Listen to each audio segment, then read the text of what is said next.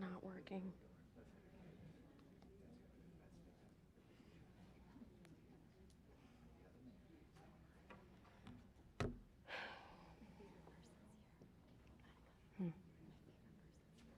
I don't know who that is.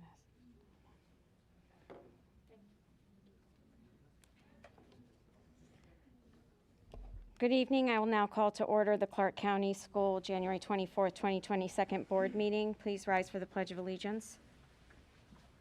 Pledge allegiance to the flag of the United States of America, to the republic for which it stands, one nation, under God, indivisible, with liberty and justice for all. Before we start the meeting, I just want to make some housekeeping notes. Well, I was about to. No, hold on.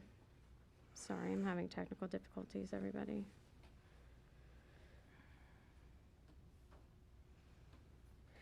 Okay.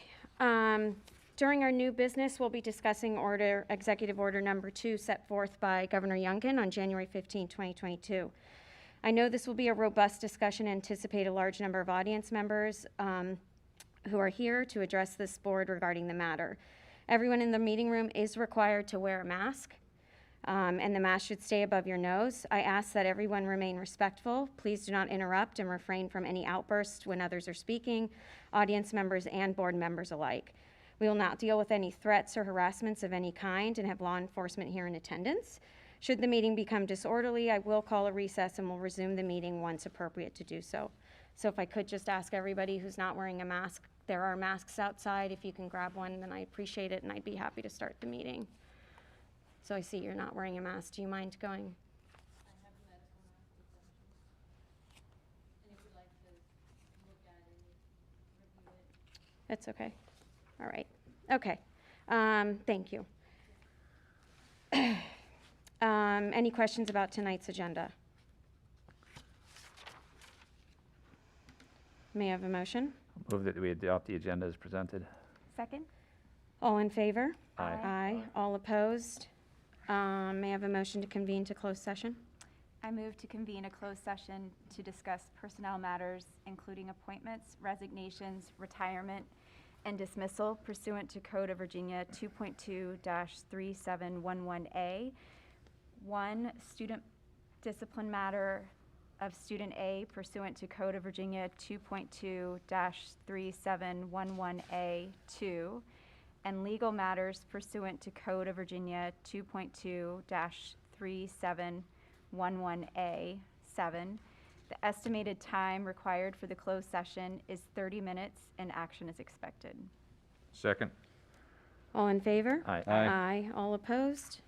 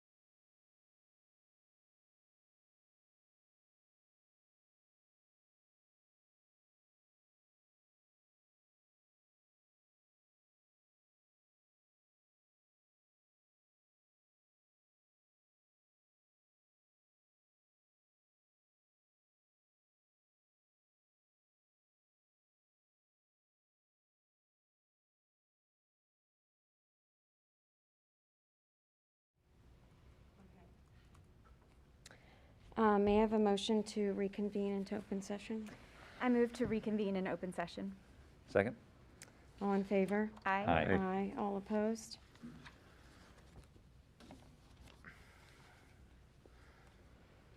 Pursuant to Code Section 2.2-3712D of the Code of Virginia, do you certify that to the best of your knowledge during the closed session just concluded, the Clarke County School Board discussed only matters lawfully exempt for the open meeting requirements under Code Section 2.2-3711 of the Code and identified in the motion convening the closed session? Ms. Kerhover? Aye. Mr. McDonald? Aye. Ms. Singh Smith? Aye. Mr. Turkel? Aye. Thank you. May I have a motion on action of closed session? On the disciplinary action, I will move that we remand to staff. Is there a second? Second. All in favor? Aye. Aye. All opposed? May I have a motion on, On the personnel matters, I move that we accept as presented. Second. all in favor? Aye. Aye. Ms. Ware, I abstain. Any questions about tonight's consent agenda? I just have a comment. Sure. Can I add a comment? Mhm. I want to say thank you regarding the donations from Acre Capital Management and Christy Booker. They donated $4,000 to the Clarke County High School Athletic Department. And that's a tremendous gift. Yeah, it's great. May I have a motion? I move that the Clarke County School Board approve the January 24th, 2022 consent agenda as presented. Is there a second? Second? All in favor? Aye. Aye. All opposed? Finance Committee report. Ms. Bennett?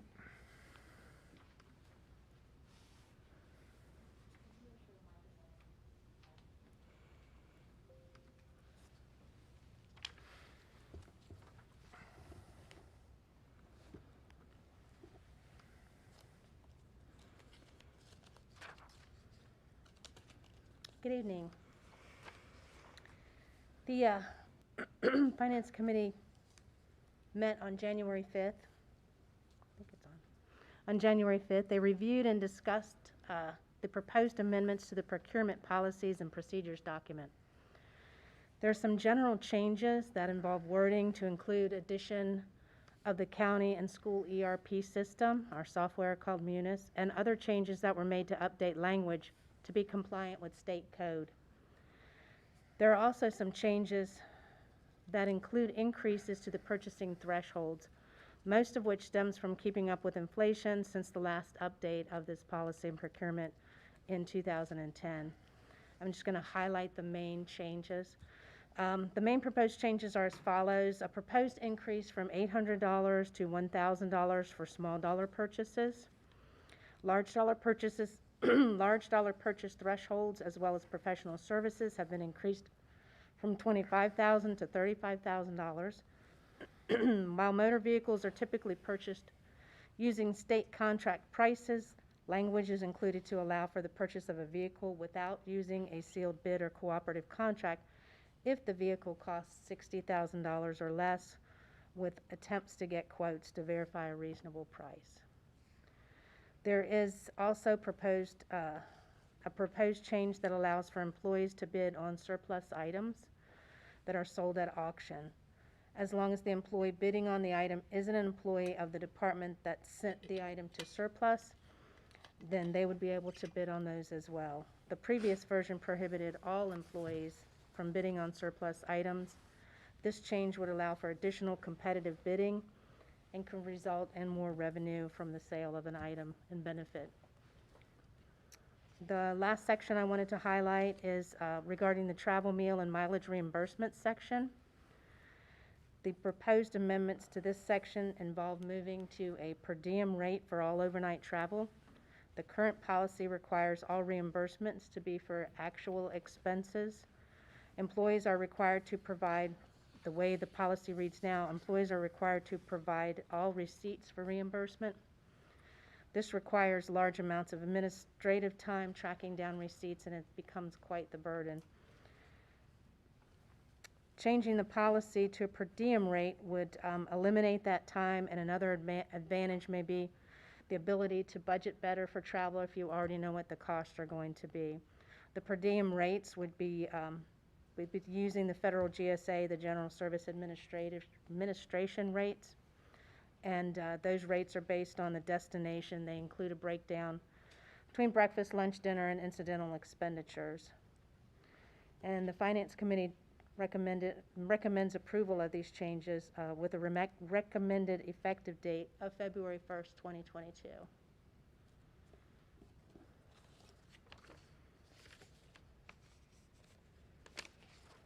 Okay. So there- Any Question? question? Was that it? No, I'm good. Okay. Any questions for Ms. Bennett? Nope.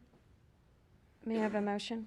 I move to approve the Clarke County Procurement Policies and Procedures document as amended with the recommendation effective date of February 1st, 2022.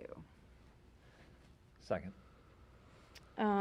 All in favor? Aye. Aye. All opposed? Okay, thank you, Ms. Bennett. Thank you. Thanks for waiting. Okay, superintendent's update, Dr. Bishop. Just 3 items this evening. Mr. Coleman, our transition work-based learning coordinator at the high school, has been really busy arranging opportunities for students. He has worked with our county administrator, Chris Boyce, to establish unpaid internship opportunities for our students in county government. We actually had one of our students from the high school earlier today attend our Joint Administrative Services meeting. He also has organized a health and veterinary career fair. That's on February 3rd. There is a flyer attached there for some information for you. And students have also had the opportunity to participate in a cybersecurity career presentation as well. We're pleased to receive a $4,000 donation from the Clara Weiss Fund this year. That money will be spent to support STEM and literacy initiatives at both of our elementary schools. And those funds are split evenly between Cooley and Boyce. And that's all that I have. Any questions for Dr. Bishop? Nope, okay. Okay, audience comments. Audience comments are limited to 3 minutes. Those wishing to speak should fill out a speaker's card and present it to the clerk. All speakers should follow the rules of decorum and order, KD, CCPSR.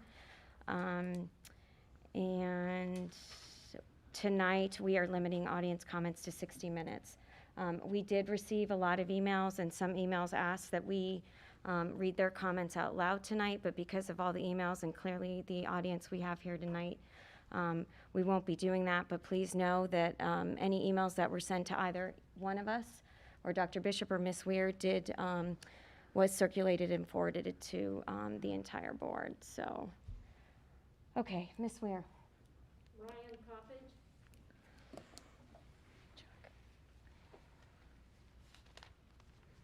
Good evening. I come to you tonight on behalf of 2 children that attend your school. They did not attend class today because they did not feel safe going to school. They should not feel that way. I'm asking you tonight to vote and let the parents decide on the right to wear a mask. It's time we stop using our children as political pawns and give parents the right to decide. It's time for parents, teachers, administrators, and school boards to put the fun and smiles back in the classroom. It's time for our kids to be kids. There was a politician who ran for office that said parents don't have a right to say what schools teach. We all know what happened to that politician in the election. It's time our school board, our superintendent, take parents' concepts of safety, privacy, and respect into consideration in holding votes like tonight's. Our kids deserve the right to be in the classroom without the stress, anxiety, and distractions of masks. It's parents' choice to mask or not. Be the example school board division of working with parents and not political decisions based on behind our backs. In closing, I don't envy you in having to make this decision. I sympathize with you all. I do want you to consider that the parents and children, we deserve the right to decide on what is best for our children. Thank you. Thank you. Any questions for Dr. Bishop? Nope, okay. Audience comments. Audience comments are limited to 3 minutes. We did receive a lot of emails, and some emails asked that we read their comments out loud tonight, but because of all the emails and clearly the audience we have here tonight, we won't be doing that. But please know that any emails that were sent to either one of us or Dr. Bishop or Ms. Weir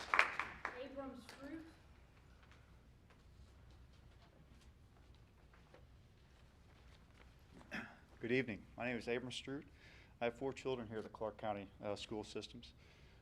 Having recently moved after retiring from the Navy and flying combat missions both day and night off the decks of carriers, I can tell you that although these can be difficult decisions if approached with a sense of fear, I'm confident that the board will achieve the correct legal decision based upon the proper risk-reward matrix. 2 of the biggest risks I see if we continue to have our children wear masks. 1, depression. According to the Mental Health of America, youth depression rates have risen 1.25%. That's affecting about 15% of our youth. This is 15,000 times the rate at which children have died from COVID-19. The death rate, as you guys are aware, is 0.00816%. To put this in perspective, our children are just as likely to get struck by lightning as they are to die from COVID. The second one is the risk of suicide. Number 2 threat to kids, according to CDC, there was a 2% increase in high school students who were seriously considered committing suicide. We're now at an all-time high, about 19% that are affecting our kids. The risk of masks as a preventative measure are stated plainly as a consideration in paragraph 9 of the Virginia Department of Health interim guidance for COVID-19 prevention for you guys to consider.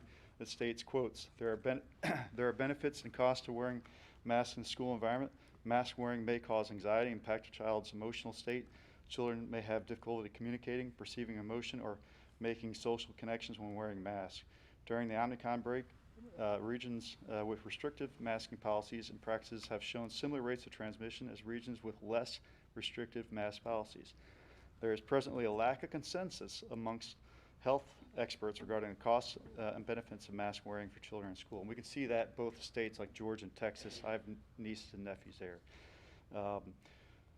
The governor's first core principle says, hey, parents are in charge of their children's health, well-being, and education. I recognize that Youngkin's Executive 2 order is currently in litigation with the Supreme Court. However, if it is passed into law, I would remind the board that according to the code of conduct that you guys signed, that 1, you would make policy decisions based on research, facts, and the public input.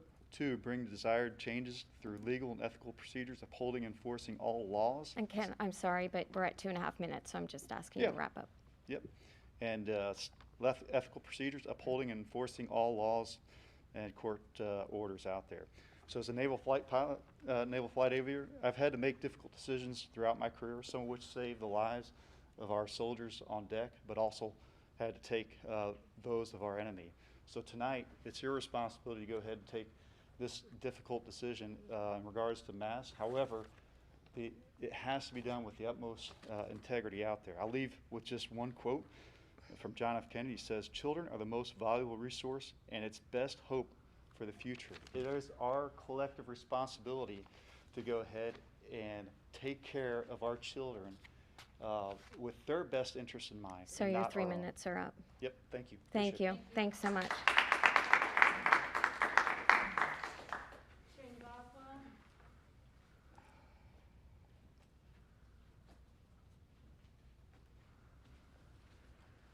I'm a Navy veteran, father of 3 in Clarke County schools. You've all gotten a lot of emails from me. Sorry. There's nothing that I can say up here that is going to change your stance. Hopefully, the data that I've provided and the links that I've given you and some of the references will influence, but you've got to do what's right in your own perception.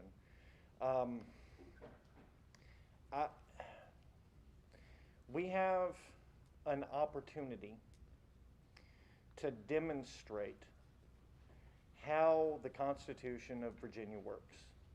We have an opportunity to demonstrate how our legal system works to our children firsthand, and there is litigation in place. I suggest that we hold pat, we keep our policies in place, and we see what happens. I would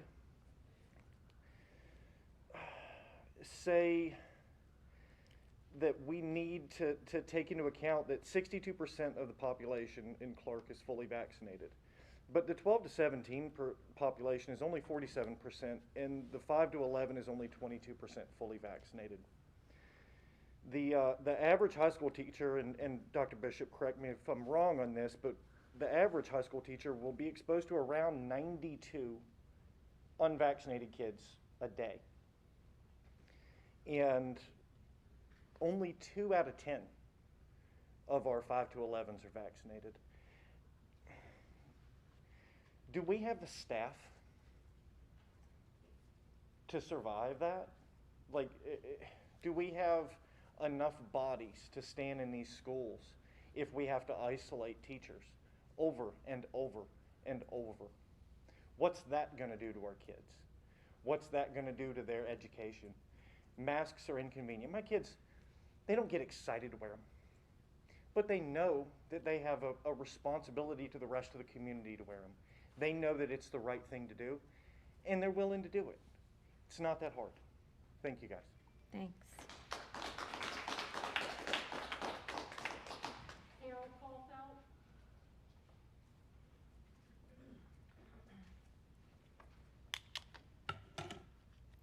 Good evening. First, I would like to say thank you. I know the pandemic has put you all in some really difficult situations. Tonight, you have heard from and are going to hear from a lot of people on both sides of this issue. Anyone can cite any study to support or discount the uses of masks. And being 2 years into this pandemic with the emergency waning, we have a lot of data. And for the last 2 years, citing a state of emergency and the fact that he knows what's best for us, Governor Northam has issued a lot of executive orders, and we have bent over backwards to follow them. We followed all those requirements. But then as the vaccine was trenched out, some of the restrictions were lifted, but not all. We still had to mask the kids in school. Remember, the vaccine has reduced the mortality rate of the coronavirus to the level of the seasonal flu. That's per the CDC. Don't fact check me. But it did not make a difference. Even after a vast number of parents voiced their desire to let them, the parents, decide whether or not to mask their child, many surrounding jurisdictions have announced that they are going to defy the governor's executive order.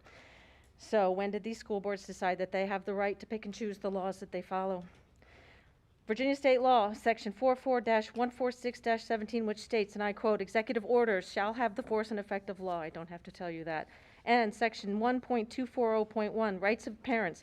A parent has a fundamental right to make decisions concerning the upbringing, education, and care of the parent's children. So now Governor Youngkin, with all the information at his disposal, has decided it's now the rights of the parents to make a decision about whether their child wears a mask.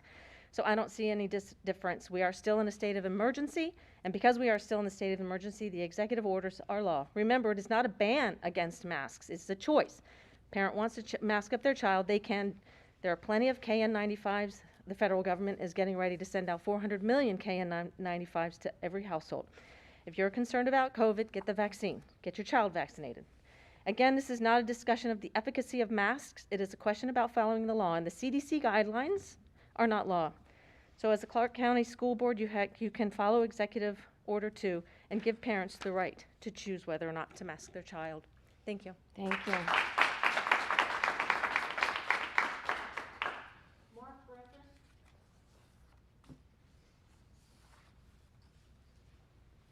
Hi, good evening. On November 15th, 2021, a grandmother appeared before this board questioning the mask mandate. Dr. Bishop took the lead in responding to this citizen. Paraphrasing his remarks, he noted that Senate Bill 1303 and a companion bill in the General Assembly were combined, calling for 5 days of public instruction following CDC guidelines. Dr. Bishop continued, "What does the CDC say?" Dr. Bishop said the CDC recommends universal masking in private and public schools. I will note recommending is something far different than mandating. States such as Florida did not follow the recommendations from the CDC. Dr. Bishop continued, responding to the grandmother. On August 12, 2021, Virginia Health Commissioner Oliver issued a public health order to all schools, public and private. Universal masking. Failure to comply is a Class 1 misdemeanor with a maximum penalty of a $25,000 fine. At this point, Chairwoman Singh Smith thanked Dr. Bishop for his remarks, and then she addressed the grandmother. This is a direct quote. "I understand this mask mandate is difficult. Like Dr. Bishop and all of us have said, we hate wearing masks and we can't wait to take them off. We are following the mandate until that time the mandate changes and will continue to do so. I suggest times have changed. And Mrs. Singh-Smith, I trust you will be true to your word. Let's remove the mask mandate." Thank you. Thank you. Kelly Johnson.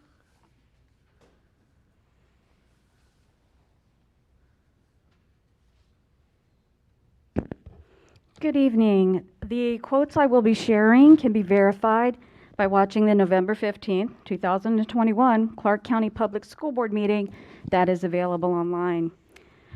Mark, you stole some of my thunder here. Monica Singh-Smith, quote, "We hate wearing masks and can't wait to take them off. We're following the law and we're following the mandate, and until that has changed, we will continue to do so." End quote. It's changed. This board followed a Democratic governor's executive order without waiting to for legal results, with legal challenges. Chip Schutte, "I'm looking forward to the day I don't have to wear a mask either." Wherever you are, Mr. Schutte, congratulations, today is your day. Andrew McDonald, new guy, you're not getting off either. Referring to masks, quote, "We are stuck with it until the administration changes," end quote. It has changed. Jonathan Turkel, quote, "Getting grounded with some sort of authority that carries weight and is established to provide guidance, because quite honestly, I don't think any of us are health experts," end quoting. I agree. None of you are health experts. Parents are the health experts for their child, and that is all the authority that should have been needed. Since you did not respect that, here's more authority from parents and other voters of Virginia. Voters vested authority in Glenn Youngkin, and Executive Order 2 carries weight. Katie Kerr-Hobart, "I hear you. I want it to be better. I genuinely do. And especially for our small, young children that have not seen their friends with their smiles. Ms. Hobart, it's better. Enjoy the smiling faces of unmuzzled children." Ms. Singh-Smith, final quote, "As soon as we are able to get these masks off, I promise we will," end quote. Ms. Singh-Smith, today is the day you make good on that promise. Today is the day that this board gives back the power of medical decision-making back to the parents where it has always belonged. Thank you. Victoria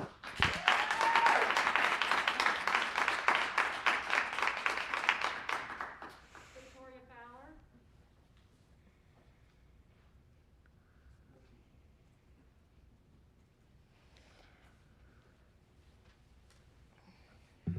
Hi.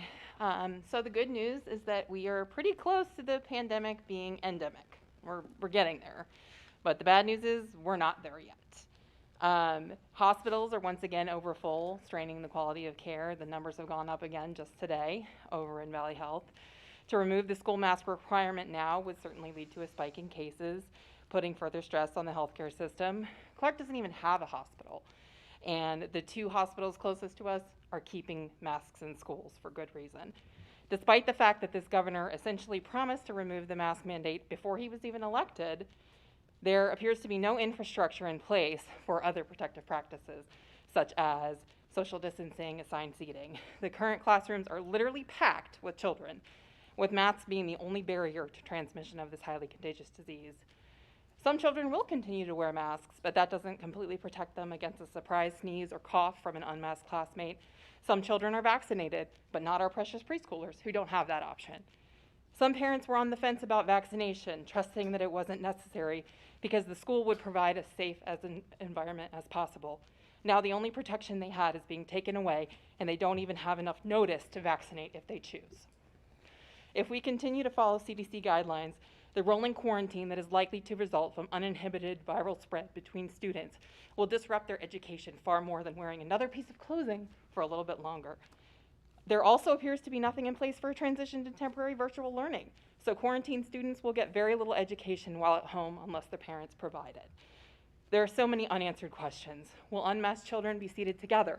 What protections do staff have when interacting with an unmasked child?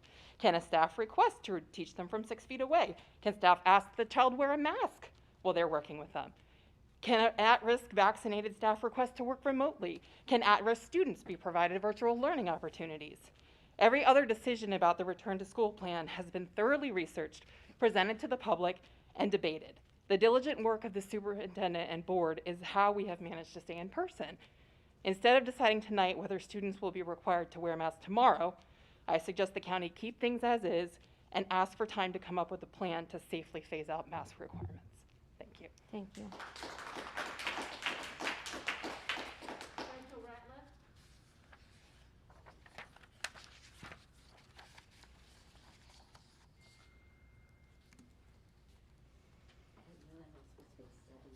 No, don't worry about it. No, it's fine, it's fine. Thanks.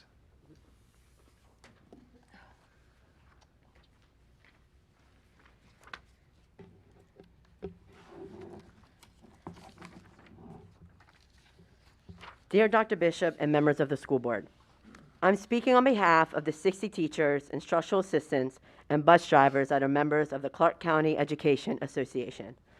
I'd like to speak about 2 issues this evening, one being the decision on the new mask mandate, and 2 on the budget regarding teacher and staff salaries. I will speak first on the new mask mandate. The new executive order speaks to a parent's choice on whether a student wears a mask in school or not. I'm not here to argue a parent's right to make decisions for their child. What I'm here to do is speak to the safety of all students and staff in a public school. A public school must look out for all students and do what is best for all students. Right now, what is best is to continue to wear masks. It is one of the best mitigation strategies that help prevent the spread of COVID. We are no longer doing other mitigation strategies like socially distancing, improving our air ventilation, or requiring every student to be vaccinated. It is in the best interest of our school district to continue to require students to wear masks in order to keep schools open for in-person learning 5 days a week. Furthermore, please consider continuing to provide N95 masks to teachers and staff who request them. They are the most effective in providing protection against the spread of COVID. The Virginia Education Association states this, and I quote, "The science is clear that proper masking is the single most effective COVID mitigation strategy for students and educators in classrooms where social distancing is not possible. VEA stands with staff, students, and families all over the Commonwealth in their concern for protecting health and safety within our schools. We know the Omicron variant is more contagious than previous forms of COVID-19, and with case rates skyrocketing and hospitalization rates increasing exponentially, now is absolutely not the time to take such a drastic and unnecessary step," unquote. I urge you to vote to keep the mask mandate in schools as recommended by the CDC, the Academy of American Pediatrics, and the Virginia Education Association. I would like to speak briefly on the budget and more specifically teacher and staff salaries. I provided each of you with a few spreadsheets that compare the salaries of teachers, instructional assistants, and bus drivers with the surrounding localities, which includes Frederick, Winchester, Warren, and Loudoun. A few things stand out to me. First-year teacher pay is about $2,000 more in Winchester and Frederick counties.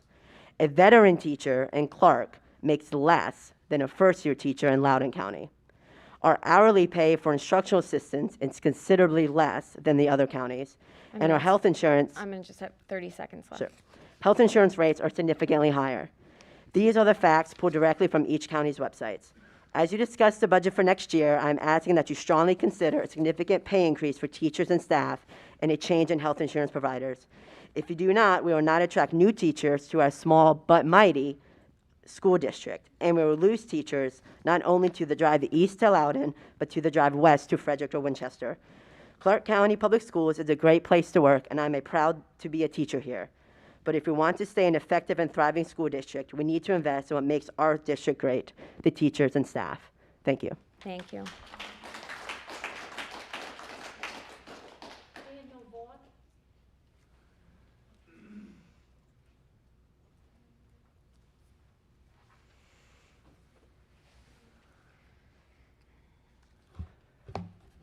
I'd like to begin by thanking all of you for your hard work You've made clear your ultimate goals to keep schools open and to keep students and staff safe, so thank you.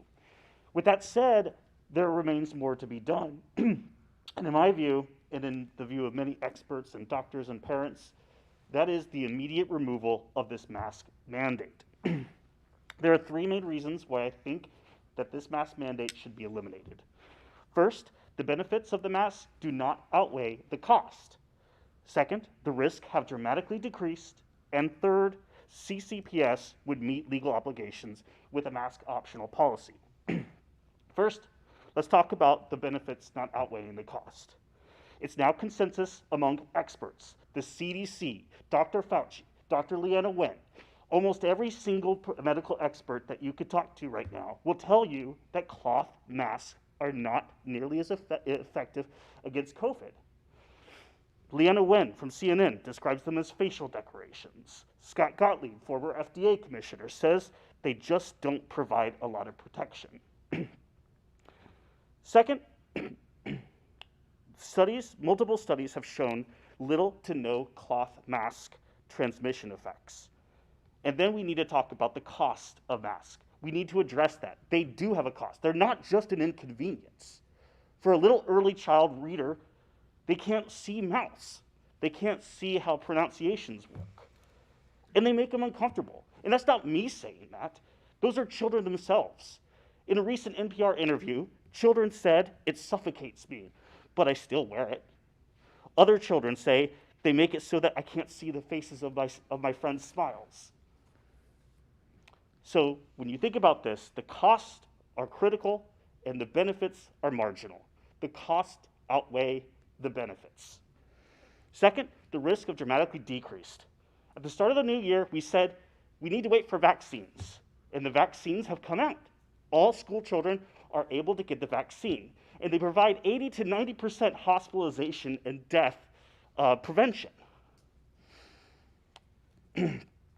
And I believe that. I'm triple vaccinated. My son is double vaccinated. He's a first grader. He asked if he could take his mask off when he got double vaccinated. It was difficult to explain to him why not. And Omicron has changed things too. Omicron is not nearly as dangerous as COVID, as the original Alpha or Delta or whatever it is. In fact, Omicron has decoupled cases from hospitalizations and deaths. The hospitalizations and deaths stay constant, but the cases are going up. Finally, with Omicron being so mild and vaccinations available to all students. I'll have to ask you to wrap up. Okay. 30 seconds. Finally, a mask optional policy meets CCPS legal requirements. The governor's EEO has mandated that mask mandates be eliminated or that parents have an opt-out option. It cites the 124 Code of the Virginia that a parent has a fundamental right to make decisions concerning the upbringing education. And then we need to talk about the litigation. Early in the year, there may have been a justified fear of litigation from parents whose kids get sick, but now that litigation risk is transferred to the governor. In fact, he's being sued right now. So if you're concerned about litigation, you don't need to be. And in fact, the litigation concern may be if you're not following the governor's EO. So with all these in mind, I think that you need to adopt an immediate mask optional policy. Thank you. Thank you.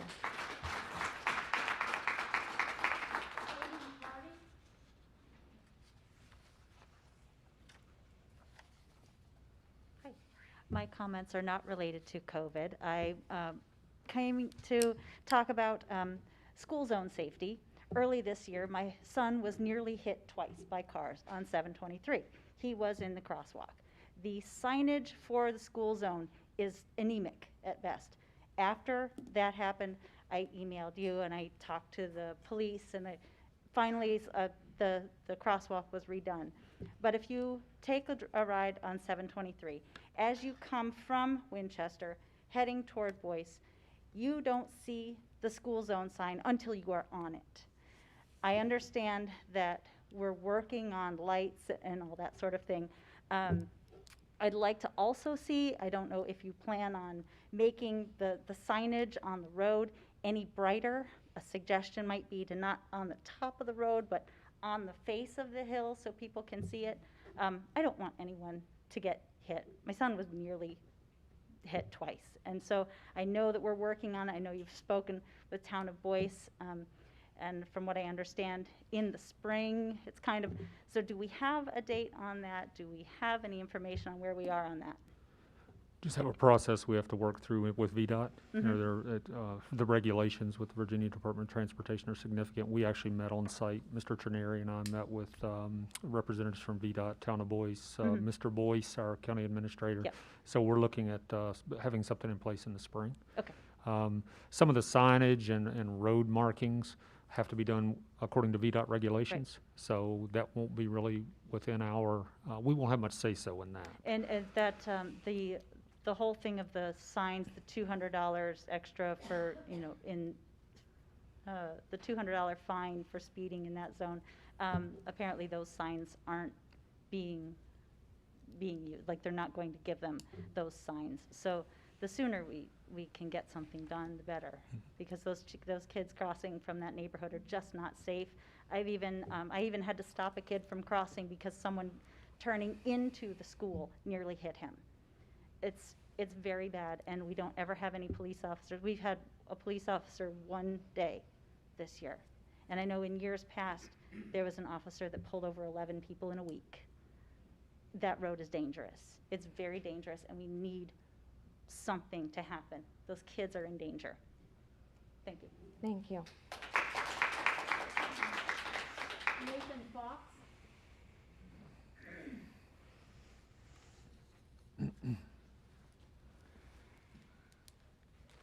Good evening. I didn't write anything. I just notes.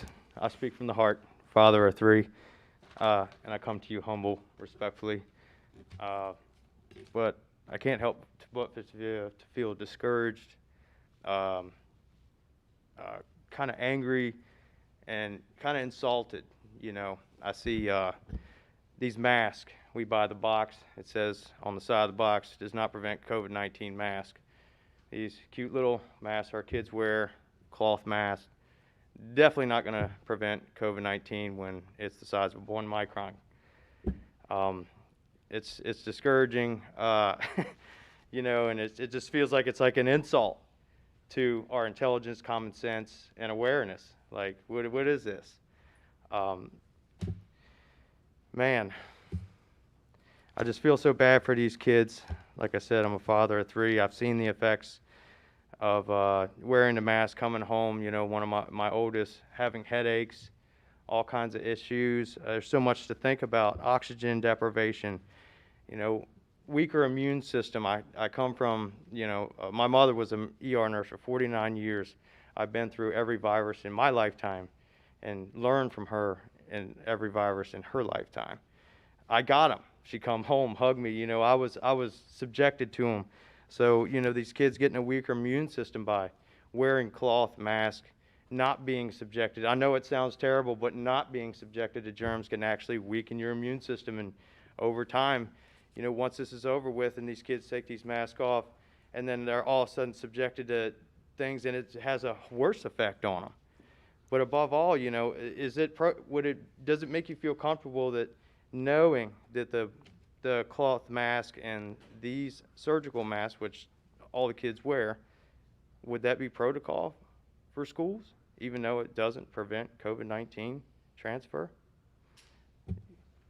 Mouth breathing, they could form, now some of this is up in the air. I know there's not a good study of, you know, long-term study of kids wearing masks, but definitely a thought. Mouth breathers, you know, you're wearing masks all the time make you breathe through your mouth. You're bypassing your nose in the future, and that's your natural filtration. You're going to be subjected to more viruses and get sicker. Deformed palate, face acne. It's more of a mental stressor than anything. But on top of, you know, look at suicide rates in kids, I implore you to look at that. Depression, not lack of facial expressions. Carbon dioxide poisoning, backtracking up through your nasal passage into your brain, messing with neurological processes of your brain. Definitely something to look into. You know, I had the pleasure of watching many well-renowned doctors. Mr. Fox, I need to ask you to wrap it up, please. Okay. My time is close? Yeah, we only have Okay. 3 minutes. Okay. I'm sorry, but we listened to one governor. We did. We're 2 years deep into this. We did listen to one governor. We did everything he asked. We have a new governor. And for God's sakes, just please look into everything. Look into everything. This is a tough decision for you, and I respect that, I know. But think about our kids. Think about the rates of everything. Thank you. Thank you.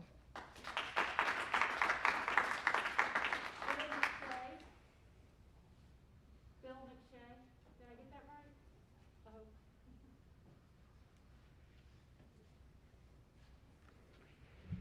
Hi, I'm Bill McShay. I live here in Berryville. I have a grandchild in the school system, and I have a grandchild who's too young to be vaccinated.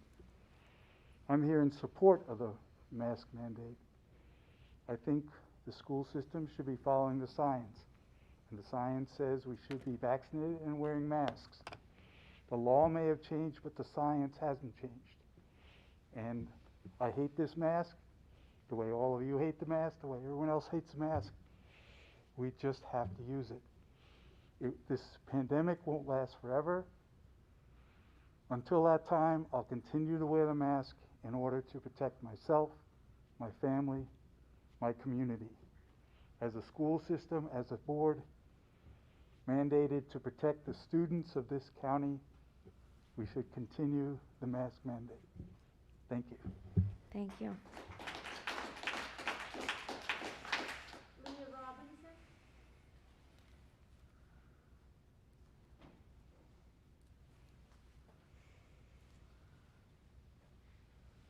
Hi, thanks for the opportunity to speak to you.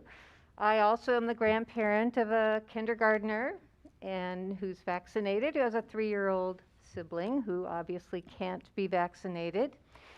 And I'm here to advocate for continuing the mask mandate. Health professionals and scientists say it does mitigate the spread of the virus, and that's what we need to be concerned with. As the communities have been relaxing, people have been relaxing, they're tired of wearing masks, they're tired of social distancing, case rates have gone up. Yes, the Omicron variant seems to be less lethal than the Delta and previous variant and the original virus. However, it's still a concern. And with case rates going way up, this seems like the wrong time to end a mask mandate. So I don't care that the previous, I was pleased that the previous governor put in effect a mask mandate just to prevent the kind of chaos that we're living through now with the current governor who has eliminated the mask mandate for political gain. So I urge you, for the safety of our children, for the safety of people in the community, to maintain the mask mandate. Thank you. Thank you.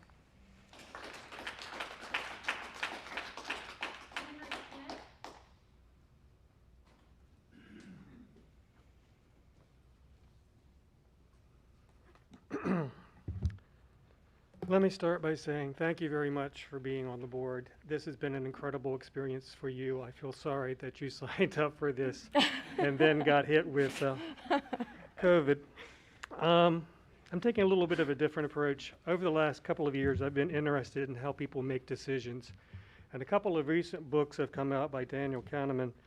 One back in 2011 called Thinking Fast and Slow. 2 different ways of making decisions. Thinking fast, you make a snap decision. Thinking slow, you do a long analysis and then you decide.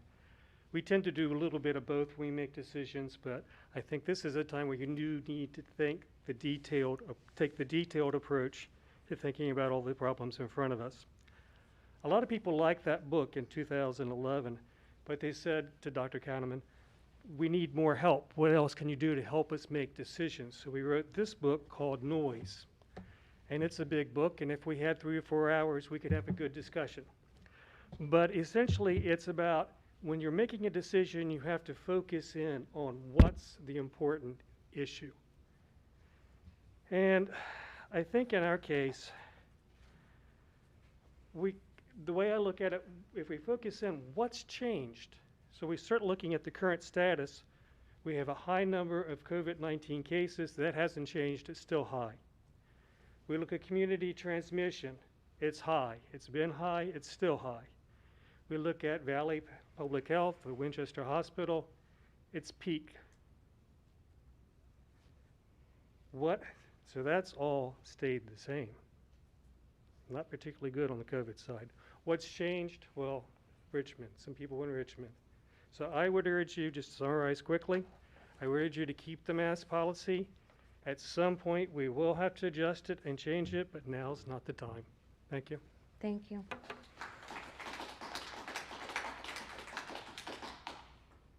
Ryan Kinsey.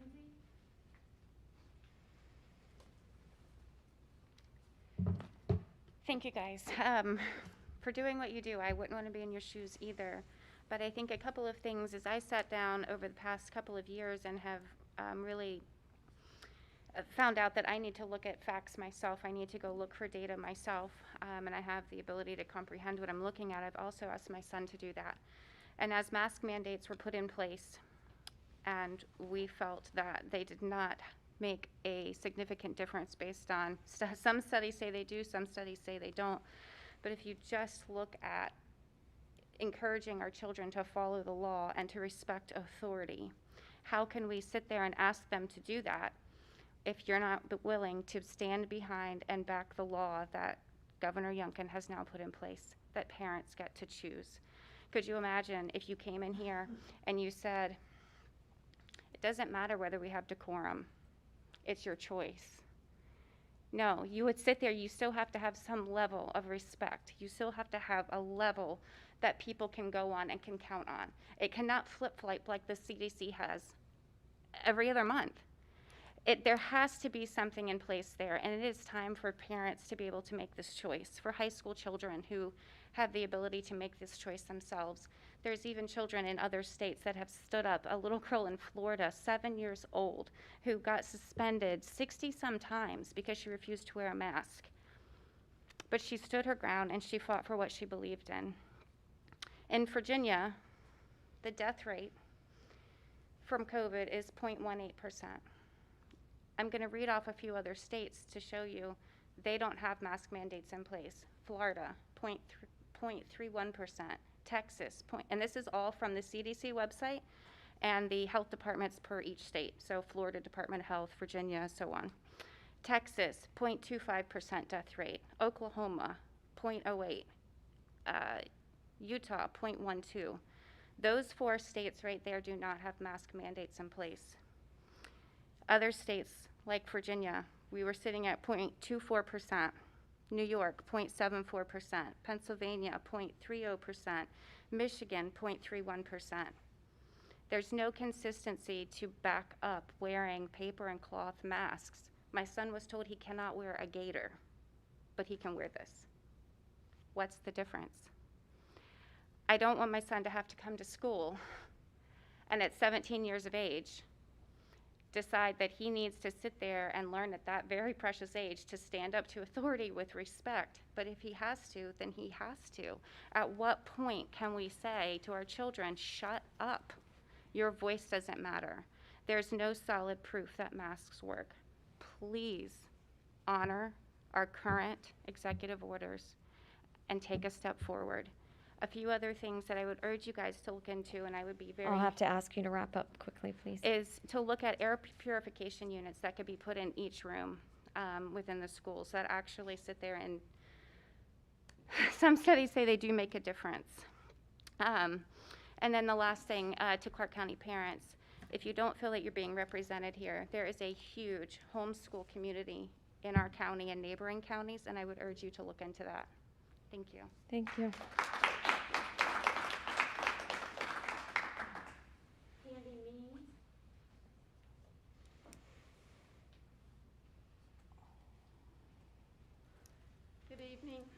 Thank you for allowing us to come and speak to you tonight.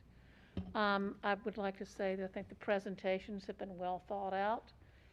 Clarke County is a very amenable place and community, and we generally are able to work together very well, and we have varying opinions, and it's wonderful that we have this opportunity to share those different opinions. My belief is that we need to have everyone in the school buildings masked. We need to follow the science and the truth, and while we can all stand up and quote different statistics and different reports, as Carol said, that is true. So I'm not going to quote any, but I think we need to follow the science and the truth. We need to think of others, those who may have underlying medical conditions, those who live with older adults, those who need to be having desperately needed surgery, but which are being postponed because the hospitals are too full, overwhelmingly with the unvaccinated. Our vaccination rate here in Clarke County is nothing to write home about, in all honesty. We need to protect our teachers who are underpaid and overworked so that our kids can stay in school and learn. We have had mandated vaccines many times in this country, but no one accused the government of overreach or fascism. We require seat belts. We test for driver's license to be able to drive a car. We limit the age to buy cigarettes and alcohol. One can't yell fire in a movie theater. These limitations on our freedom are to protect ourselves as well as others. So, what is so difficult to see here? Again, we need to recognize what is true and follow the science. We need for everyone who can to take the full course of vaccines. They're free and easy to get.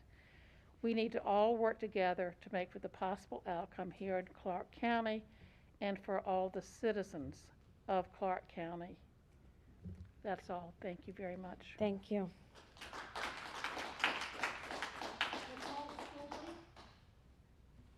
Hello. I work in a private daycare in Loudon. And since Friday, we've shut down 4 rooms. And they can't wear the mask. They're infants, twos. And it's alarming how many rooms. I mean, that's a lot. Today, we shut 2. I've been listening to everybody, and I think the masks are working. Our kids are sitting elbow to elbow. How many kids, I mean, have we shut down rooms? No. My daughter she got it, quarantined for, I think, 10 days. Nobody else in the one class had to be quarantined. So they have to be working at some point. And if they're going to take them off, you need to separate them.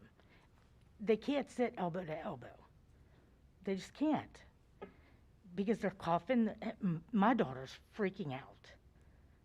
So, I mean, I hear everybody, but if you're going to take them away, they need to be separated instead of being elbow to elbow like they are. I mean, we had to wear a mask here today. Why? If they don't work, why do we all have them on? If you think about it.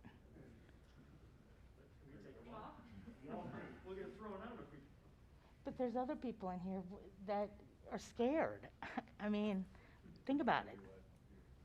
I'm sorry? Has your kid had COVID Okay, yet? I'm sorry. Okay. All right, I'm go ahead sorry. and finish your comments, please. But I'm just saying, my daughter's had it, and she's still having effects, and that was November. She's vaccinated, my whole house is. But I mean, it's really bad right now. Why would you do it now when they need them? That's all. Thank you.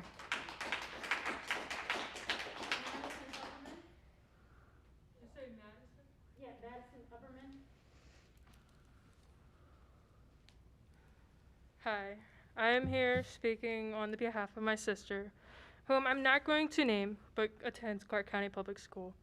Personally, I attend Shenandoah University, and what is their policy? We mask up. In our case, Shenandoah has either had you mask up or you are not permitted into the classroom, and some of you say, Well, that's different. And I agree, it's college, and we're talking about public school systems, and that is different. I'm old enough to say, yes, I'm gonna wear the mask, or no, I will not attend college, and I will deal with the consequences. But the concept stays. We are trying to keep from spreading this sickness. The sickness that we are trying to get away from. And by not masking, it most likely won't happen. And note that I said most likely. With this being said, I take into note that my sister is attending her classes in Johnson Williams Middle School and has students coughing near her as a joke after removing their masks while they are sitting, like previously mentioned, elbow to elbow, despite there being 6 feet apart signs that are not being followed. And I realize that it is difficult to abide by because the rooms are so small, but the masks do help. And as previously said, the CDC says that they're something along the lines of the masks are not like recommended or something along those lines. But as updated on December 20th, 2021, according to the Omicron variant, masks offer protection against all variants. The CDC continues to recommend wearing a mask in public indoor settings in areas of substantial or high community transmission, regardless of vaccination status. She has had COVID. She knows what it's like. I haven't gotten it, and I truly don't want to. Making masks optional could lead to even more bullying in the district, and that is hard for me to say. Knowing that there is a sad but relevant risk, those who are going to be masked at their own will be made fun of by those who are not. This I can say with almost certainty with my experience working in a daycare with the ages from 5 to 10, which are considered after-school care. And for those who may argue that our children need to work without masks, I hear you and I agree, but like the sign behind Mr. Turkle, I'm sorry if I pronounced your last name wrong. If we teach today's students as we taught yesterday's, we will rob them of tomorrow. So by bringing up the past and saying that we are going to continue living in the past, we need to live now. We are in the now. We are not in the past. So why are we bringing up the past? We need to figure out how to stay where we are now and to go forward. So to end my piece, I thank you, and I think that we should stay masked up unless we are outside in that fresh air. Thank you.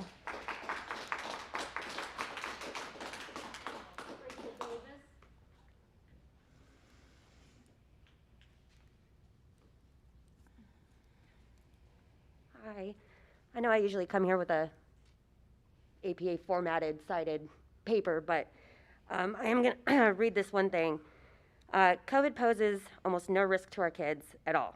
4.2 children have tested positive for COVID. A total of 0.008% of them have passed. And of course, everyone is tragic. But what about the flu? The CDC estimates that 480 kids die from the flu, usually in a typical season. That's more than have died from COVID in a year and a half. Now, has anybody ever done anything to look out for that during flu season? H1N1, anything else, any virus. Now, this is a virus. It is stuck. It's not going anywhere. It's going to continue to mutate. That's what viruses do. I have been told for 2 years now what to do by those who have more knowledge or are in positions of more power, but nothing's happened. This thing is stuck. We're here. It's not going anywhere. We got to learn how to deal with it, how to move on. I myself have had COVID. I've recently just got sick. I get sick. People get sick every year. It happens. We've never had all of this ever before until now. And I want to know, what is the end game? Everybody vaccinated? Are we going to, we have kids now who've been to school who've never seen their friends' faces. That's a real tragedy. The other thing I want to really push is it really seems like those preaching the highest about this are usually the ones first to abuse their own rules. I'm not asking for... Do you mind putting your mask up, please, just a little bit? Yeah, Thank sorry. you. That's fine. There's half people here that are saying unmask your kids. There's another half that are saying continue to do as you're told. I don't co-parent with anybody. I have 3 kids. They're doing pretty darn good. I think I've done a pretty good job so far. So my oldest is almost 20. So I'd say I'm maybe a little bit of a veteran when it comes to knowing how to care for my own kids. My son has headaches all the time now. My youngest is just out of his mind.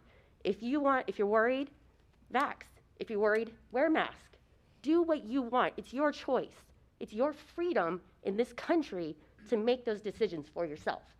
I don't need the government or anybody else to tell me, as a tax-paying, 2-degree having, free-thinking citizen, how Can to I take ask care you of to my wrap it children. up, please? Oh, sorry, this thing keeps falling. That's fine. So it's really frustrating. I understand everybody's frustrations. Everybody wants to worry about everybody else. I just want to worry about myself, my kids, and my family, because that's what this affects, is my family and my kids. Everybody can worry about themselves. You know how to do it. I'll worry about me.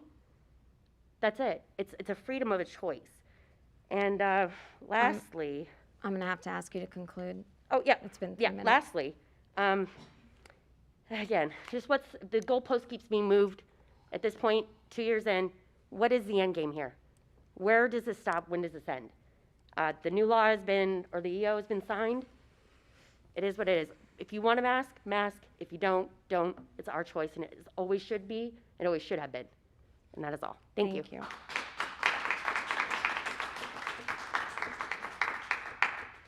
Kelby, something like that. My name is Sydney Kelby. I'm a student here in 10th grade, and I would like to make my perspective as a student and thoughts as a child in school known. First of all, thank you. Thank you for hearing our thoughts tonight and taking this issue so seriously. I know this can't be an easy decision to reach. A few weeks ago, I contracted COVID at the high school. I'm fully vaccinated, wear a KN95 mask to school daily, and managed to unwittingly bring COVID home to my family. I, a 16-year-old with a healthy immune system, suffered a high fever, congestion, headaches, and chills for days, as well as my entire family, all of whom are fully vaccinated as well. To lift mask mandates at this point would be irresponsible. Lifting the mandate would endanger every member of every family in this school community, and the consequences could be unimaginable. The reason behind lifting this mandate, the idea of choice for families to make their personal decision to wear them or not, actually takes the choice away from families choosing to continue masking. With these rules, the idea of choice is only given to those who choose not to wear masks and takes away the personal freedoms from those who do. Masks have mainly been shown to stop the wearer from spreading coronavirus, not from keeping it out. It stops viral particles from escaping, not from getting in. So when you allow students to stop wearing masks, it makes all masks across the board ineffective. Students who choose to wear their masks will still be at risk, meaning that those who are choosing not to wear masks are making the other students' choices inconsequential and pointless. It takes away their choice. The choice not to wear a mask also makes a choice for those who choose to. In Virginia alone, we have had 1.45 million total cases with no end in sight. Nearly 9.5 million children across the U.S. have tested positive, 10% of these cases being in the last week alone. Lifting masking mandates right now would be the exact opposite right thing to do as cases continue to soar. Youngkin's uninformed and political statement lifting of mask mandates in schools is being challenged in courts as we speak. It directly violates CDC and Department of Health guidelines and goes against the interests of all Virginia citizens. Even in Richmond's school district, our state's capital, mask mandates are being kept in schools. With the decision to lift masking mandates and with no virtual options in place, the choice for safety is entirely eliminated for those who would choose to continue wearing masks. To cave to the pressures of those who do not want to wear masks takes freedoms away from those who choose to continue. And so I ask these questions. How would you justify your decision to lift masking mandates while cases in the state, country, and even this very school district are skyrocketing? Why should my health be compromised and jeopardized by the decisions of others? How is that fair? I'm an American. I celebrate my rights to life, liberty, and the pursuit of happiness, as do all of us citizens. Lifting mandates risks violating those rights, and it will inevitably endanger the lives of students and their families. And so I ask you, why now? Why lift this mandate now? Thank you. Excuse me, Madam Chairman. Just one comment. Yep. I want to say that it takes a lot of courage for a 10th grader to stand up here and speak in front of all of us. And I personally want to commend you for having the courage to stand up and do that.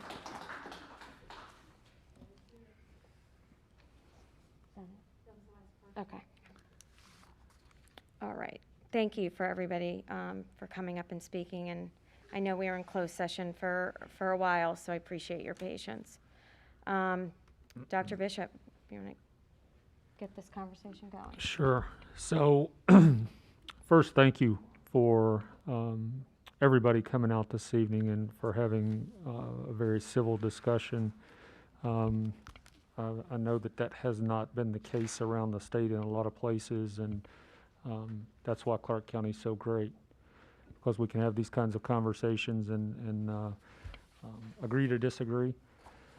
For nearly 2 years, we've been dealing with this. In another 2 months, we'll be right at the 2-year point in this pandemic. Not something we anticipated dealing with for sure. There was no class in the doctoral program at UVA that taught me how to deal with a pandemic. Nor did any teacher or other staff member in this school division or administrator have any training on how to deal with this. I think overall we've done a pretty good job when you look at our size, some of the limitations that we have in terms of resources. It hasn't been perfect, and I've said that time and time again, but we've managed it as well as most, if not better than many. There's been, as you all know, constantly changing guidelines. Just in the last week and a half, CDC guidelines have changed several times. It's one of those things you check every day now in my world. That's created multiple revisions to our return to school plan that we were required to put in place. We all looked at this year as an opportunity to concentrate more on educating our students, which is what we as a community set out to do in our school system. But I can tell you that we've spent significantly more time on COVID again this year than we have, just like we did last year. Every day is a challenge. And really it's the explanation of the guidelines to people when we have to quarantine or isolate somebody. We keep a very detailed spreadsheet. Our nurses do a great job with that. And a lot of times our students are affected by exposure at school. We've certainly had some transmission at school. But a lot of times when I go through the spreadsheet, students are out because of dad's positive or mom's positive or an older sibling's positive. Sometimes those people have no connection to our school system. So we're getting hit from all different angles. In some ways, I feel like we're where we were 2 years ago as a board and as a school division.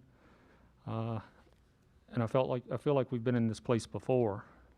Back in the summer of 2020, when we were talking about whether students were going to return to school or not, and whether that was going to be virtual or hybrid or all in, there was a lot of division and anger that people felt, and parents just wanted a choice on how their child was educated. Over the last few days, I've gotten a lot of email. Some of those emails have said, it's going to take a lot of courage to require masks. And then the next one I read says, it takes a lot of courage to give parents a choice. Political accusations, take politics out of it. Keep masks in school, take politics out of it. Let parents choose. So our community is certainly divided on this in a lot of ways. Our students have suffered a lot over the last couple of years, even though we have done the best we could do. And again, it hadn't been perfect. But students have been the ones that have suffered through this. In March of 2021, Senate Bill 1303, which is now Acts of Assembly 456, was adopted into law by our General Assembly with bipartisan support. And that law addressed the following items: in-person learning for all students to the greatest extent practicable, following the CDC guidelines. We have followed the masking recommendations. We've emphasized good hygiene and respiratory etiquette. We've provided at-home tests for students and staff when available. We've upgraded filtering in our HVAC units. We've replaced some units. With the expectations of Senate Bill 1303, though, there were several that we couldn't follow, and that's where the greatest extent practicable comes into play. As an example, you can't maximize in-person learning and keep people 6 feet apart. I admitted last summer that our real inherent weakness in our return to school plan was during mealtime. And that still exists today, even though our building level administrators and teaching staff, support staff have done a good job in trying to provide a space for people to eat. On occasion, I'm asked about virtual learning and why we haven't reverted to virtual learning, because our plan has called for closing class or isolating or quarantining students, closing classrooms, grade levels before we'd ever get to the school level, and we've done that. I was in a local establishment a few weeks ago, and the owner of that establishment and a patron were talking about the kindergarten class that we had to quarantine. The owner of the business knew who I was. I don't think the other person did. So I stood there and listened quietly while they talked about closing the kindergarten class up at Cooley for a number of students that were COVID positive. State law only allows for virtual learning in two ways. One is if we have a declared state of emergency related to COVID. The second is it can only be temporary until such time that COVID cases in a particular classroom or school are ameliorated and start to be resolved. August of 2021, Dr. Oliver, our former health commissioner, issued a public health order requiring masks in public and private schools. We started the school year this year with a high degree of compliance. I mean, our students have done a really good job. But that's waned over the last couple of months as people are now just COVID tired. All of us are. Whether you're anti-mask or pro-mask, everybody's COVID tired.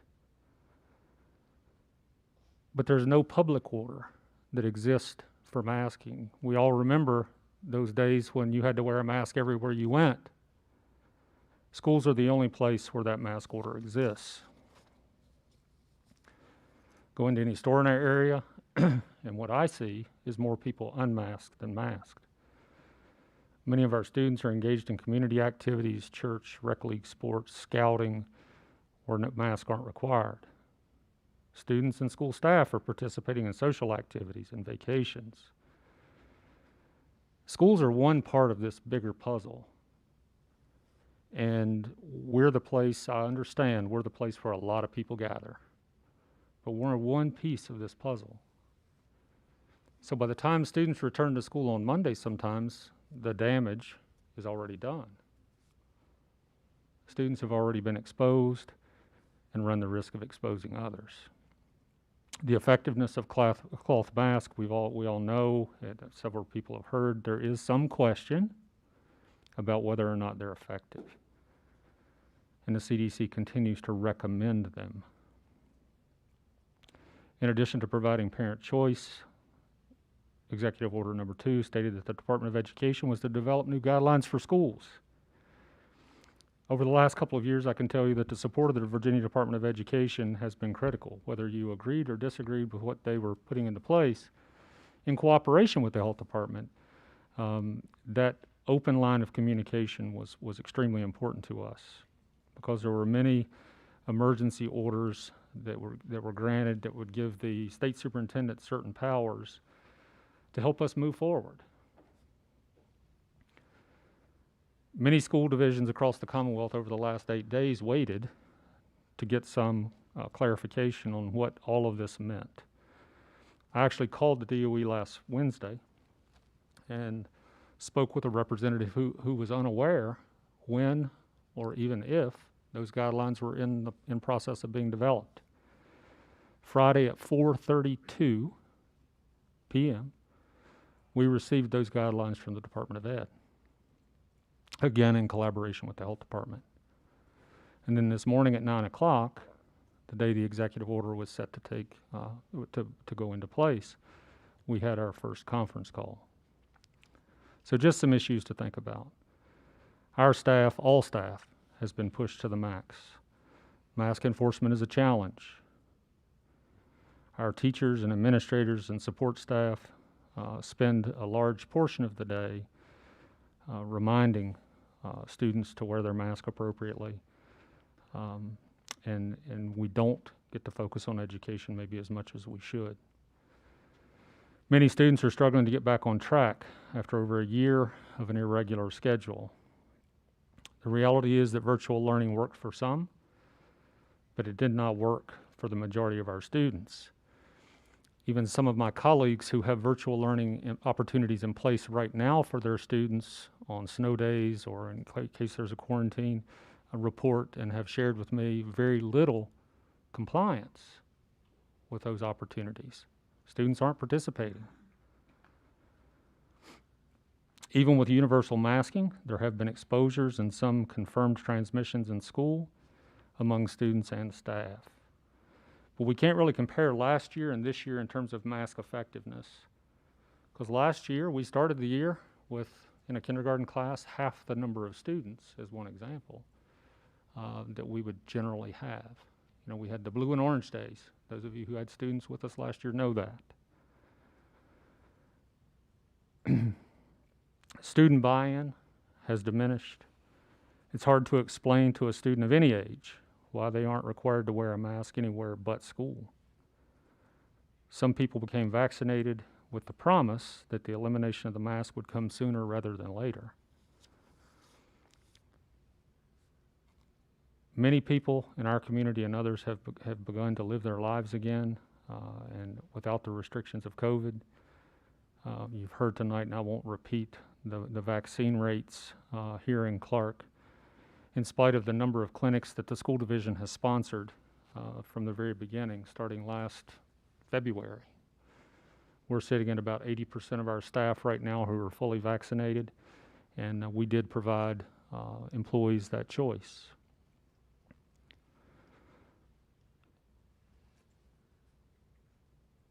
The vast majority of the communication that I've received is in favor of parent choice.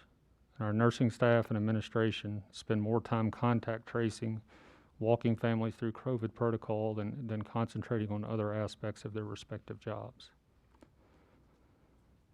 So having said all that, I would recommend that we follow EO, the EO as issued by the governor, and allow parents the opportunity to elect, it's an opt-out, of the masking protocol. The reasons being the effectiveness of the cloth mask, it depends on which study you read. The new guidance states that regions with restrictive masking during Omicron have shown similar rates of transmission. Just this morning, the former Lord Fairfax Health District Director, who is now the acting state health commissioner, shared a presentation with us. Every health district in Virginia has seen an increase in cases. The interesting statistic, and it's all based on cases per 100,000, so it's a common statistic. The areas who have more compliance with vaccination, our neighbors to the east, and who have more compliance with mitigation, have higher levels of transmission. Those are health department statistics, not mine. Quarantining and isolation protocols are evolving. We've seen, and I've said to some board members, 2 years ago, if you were a close contact or you were in isolation, it was a 14-day period. Then we went to 10. Then we said if you have an exposure and you test between day 5 and 7 and you're negative, then on day 8 you can return to school. And then about a week ago, we went with the new set of guidelines. So now students who are exposed or positive can return on day 6 after isolating or quarantining, and then strict adherence to masking for days 6 to 10. So we're moving in the direction of having students in school more frequently and reducing those time periods. Manageable workload for our staff. None of this has been easy on any of us. And I want to get to the point, almost 31 years into this gig in public education, and there's nothing that I would rather do. And this is the most difficult 2 years in my career. I've dealt with bus accidents and a lot of other stuff, and this is the most difficult 2 years. We also know that vaccines are fairly effective in stopping the spread, but in not stopping the spread of the virus, but in minimizing the symptoms in many people. But we've not required students or staff to be vaccinated. We've quarantined classrooms. We've quarantined students. We've put athletic activities on hold as needed, as we've had exposures and positive cases. We all have personal choices that we make. And I normally don't get personal when I sit up here, but my family has made the choice to move forward. All fully vaccinated. I don't typically wear a mask when I'm in public, I'll be honest with you. I do at work, but not in public. If I need to run into Martin's, I run in and get a gallon of milk and I run out. Some might see that as being not the best thing for our community. But we've made a choice for our family, and other families have done the same. Some mask and some don't. Each person's situation is different, and these types of decisions should be made based on those unique circumstances, in my opinion. Now, we're talking about students only right now because, as you know, the Department of Labor and Industry has a separate standard for employees, which requires unvaccinated employees and employees in communities of high transmission to continue to mask. We have provided all of our schools with N95 masks, and I just ordered 1,000 more last week for staff. So I'm happy to answer any questions that you might have. I understand, just like our conversation 2 years ago about whether to return to school or not, that none of these decisions are popular. But when I go to read to a kindergarten classroom, I want to see their faces. I want to see them smile. I want to be able to understand what they say to me, and it's not muffled by their mask. I have a lot of opportunity to talk with state-level health officials and officials here locally in our health department, and I feel like we have a good pulse on where this is, and certainly, do I have concerns? Absolutely. I have concerns about rising transmission, and we will continue to work through those as they occur.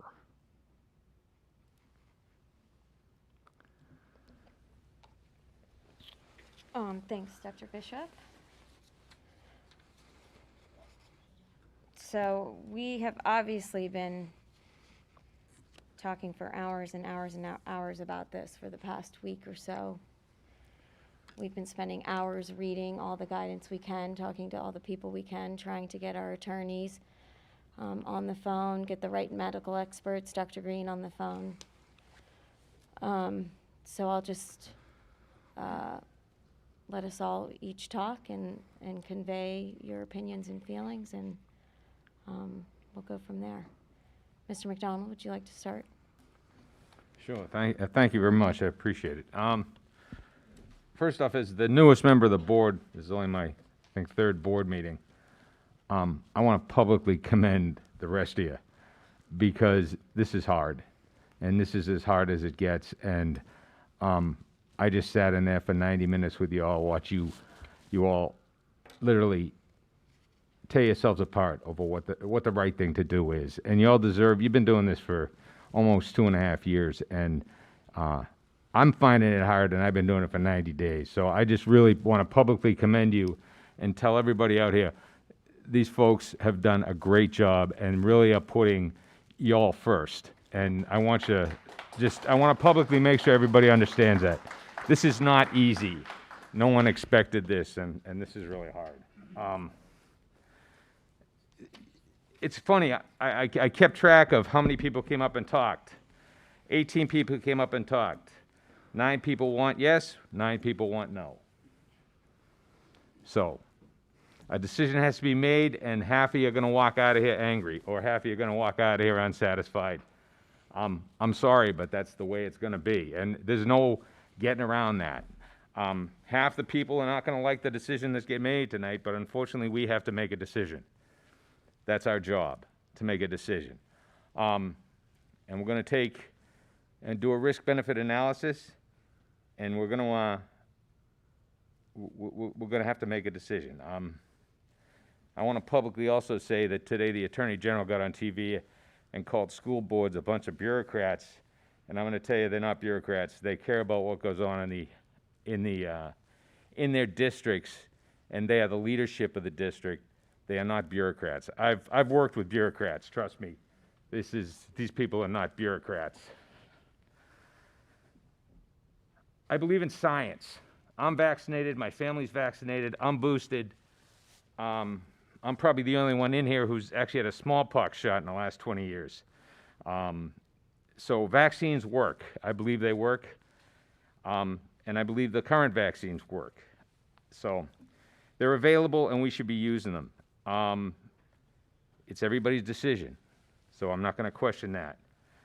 But those vaccines are what's minimizing the impact on a lot of people. So something to think about as you walk around.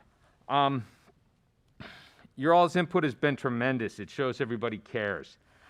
And I really believe that most of us would take a bullet for our kids. And so this is really important. And what gets decided here is going to have an effect. But we're in a bit of a quandary because what we've got is we've got the CDC, which is a giant government bureaucracy. It's a medical bureaucracy, and trying to move any bureaucracy in the federal government's like trying to move an aircraft carrier with a pair of fins. You can do it, but you got to kick like hell, and it doesn't move easy. And they're on a path, and that path is all the current mandates and everything we're currently doing. They have scientists, but for every scientist they have, you can go on any TV, you can pick up any magazine, you can read any kind of scientific literature. There's another scientist who's just as well educated, who's absolutely has the opposite opinion. So I think we're in a quandary where we have to just do the best we can do and do a true risk analysis. And so when I looked at all the statistics, I said, okay, what is the risk to the kids, the school-age kids in our county? What's the actual risk? And so I looked up the numbers, and I looked up the numbers off the Virginia Department of Health website, and here they are. In Virginia, there have been 12 COVID deaths for the entire, since 3 March 2020. There have been 12 COVID deaths in the entire Commonwealth. In the Northwest region, there have been 3 COVID deaths. In Lord Fairfax Health District, there'd been 1 COVID death. And in Clarke County, there have been 0 COVID deaths.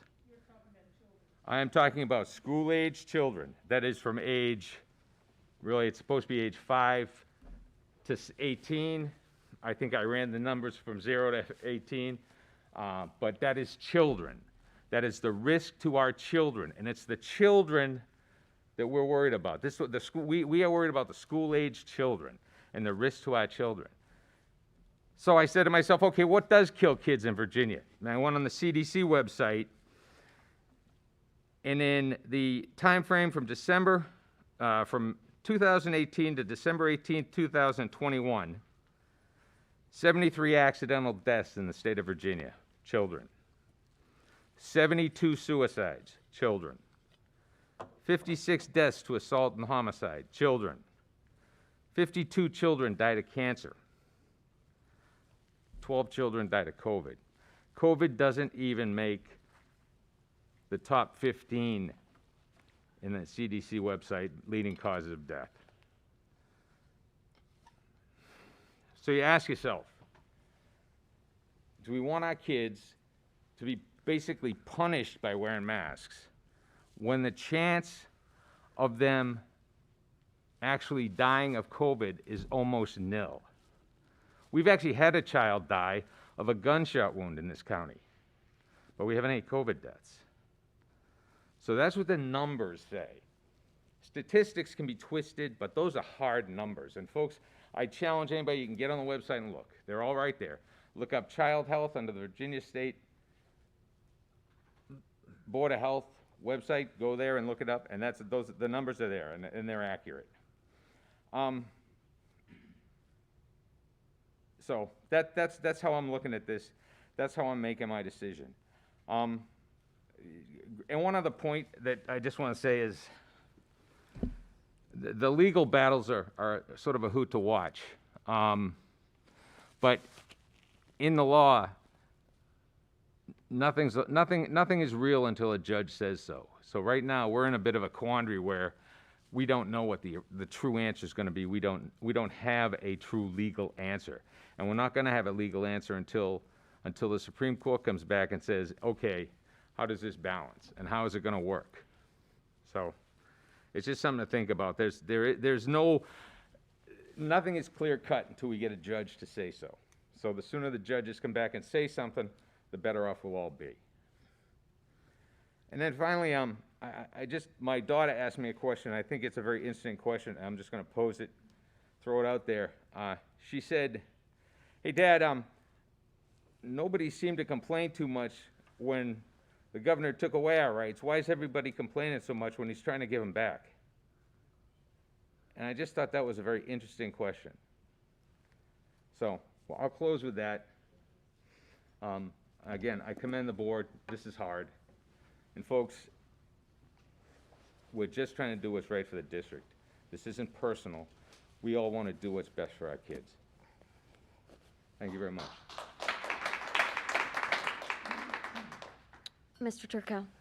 Yeah, before I get going, I just wanted to ask Dr. Bishop if you could just elaborate in terms of the masking requirements for transportation. Oh, I'm sorry. Thank you, Mr. Turkel. There's a federal mandate for transportation, so that remains in effect. So depending on, regardless of what your decision is tonight, I mean, obviously, if you continue with masking, that still applies to buses. But even if you go with the parent choice option, it does not apply to transportation. If your child rides Clarke County transportation, whether it's a school bus to or from school or one of our cars for specialized transportation, or if your child plays on an athletic team or the band or goes on a field trip, masking is still required on all forms of public transportation. And school buses or school transportation is considered public. Thank you. So I'll echo what Mr. McDonald just said about the challenge and difficulty of this and all of the various angles that we've been really pouring through in terms of how to best serve our community.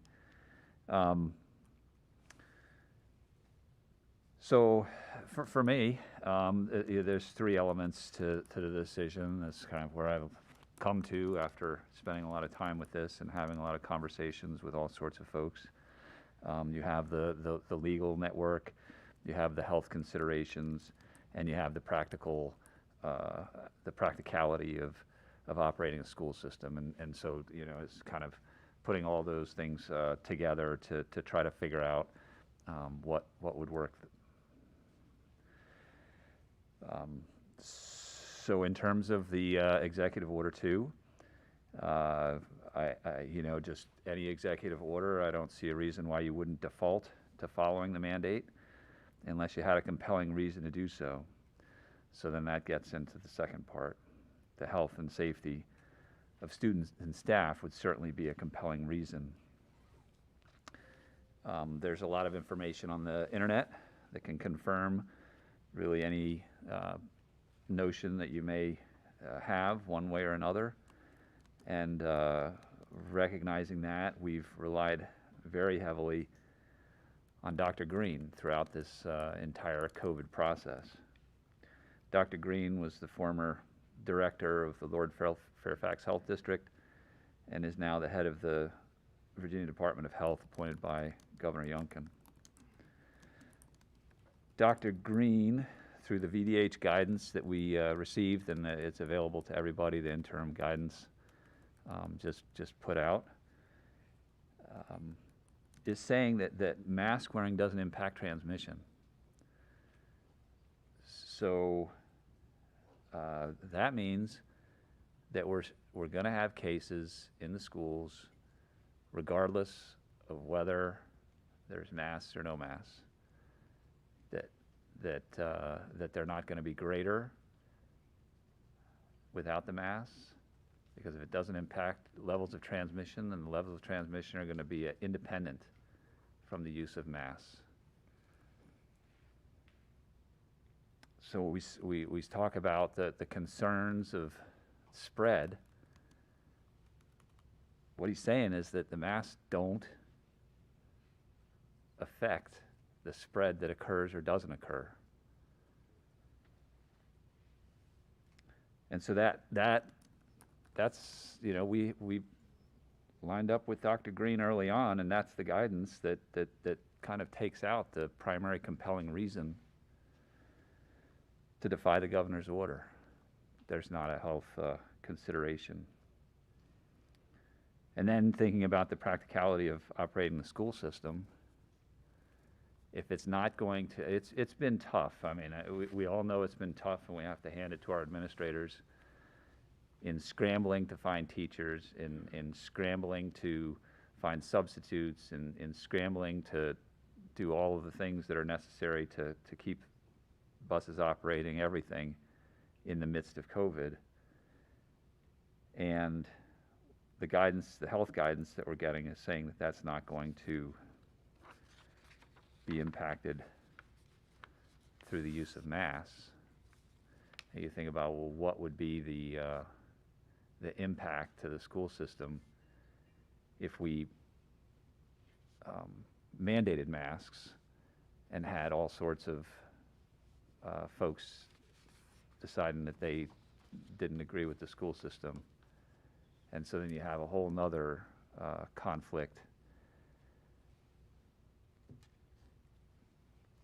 So again, those three, those are the three bases of where my thinking and kind of struggle with coming to terms with this has landed. Ms. Hobart. So I've said recently to some friends that I feel like we're playing a real life game of an elementary school game of red light, green light. And it is constant that we either stop or start, stop or start. And I know collectively it's been exhausting for all of us. So one thing that I want to say before I share my thought process through this decision making is that the death rate of children is constantly being brought up. The death rate of children. If we had a school shooting at Clarke County High School and 12 kids were killed, would we say, not bad? Only 12, we only lost 12 out of the however many students we have at the high school. If one child died of cancer at DG Cooley, would we say, not bad? It's only one. Your chances of dying of cancer are pretty low. That's not bad. We're talking about children dying. I had a former student die January 12th of last year. I cannot imagine the pain that his family continues to go through every single day since January 12th of 2021. And so I don't care what your statistic says, the death of a child is the death of a child. And if you're so emphatic about not wearing masks or wearing masks, I can't even control my frustration in talking about the death rate of children, whatever it is. COVID, suicide, depression, listen to ourselves. listen to ourselves. Do we not care about each other? We are a community. And so I think I understand the importance of having a choice for your child to wear a mask or not.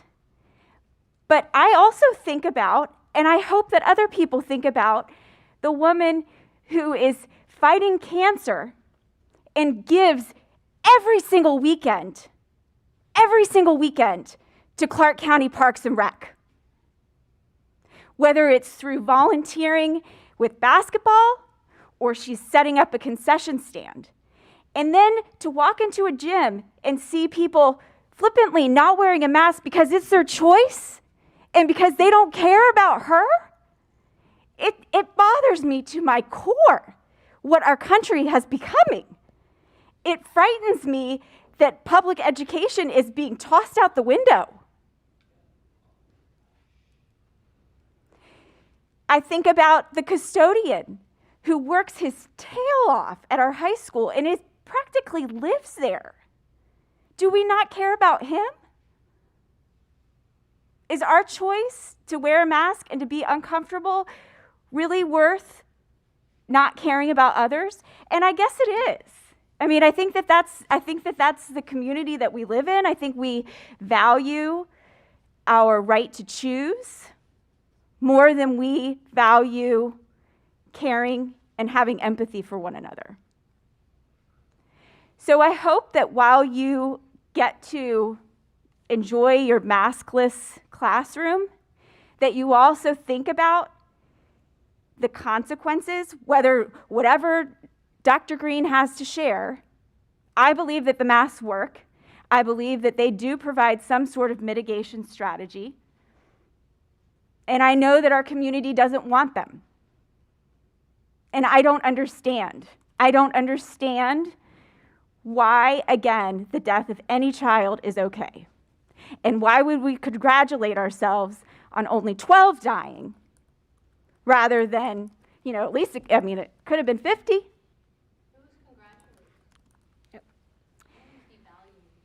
I'd ask, can you please not interrupt?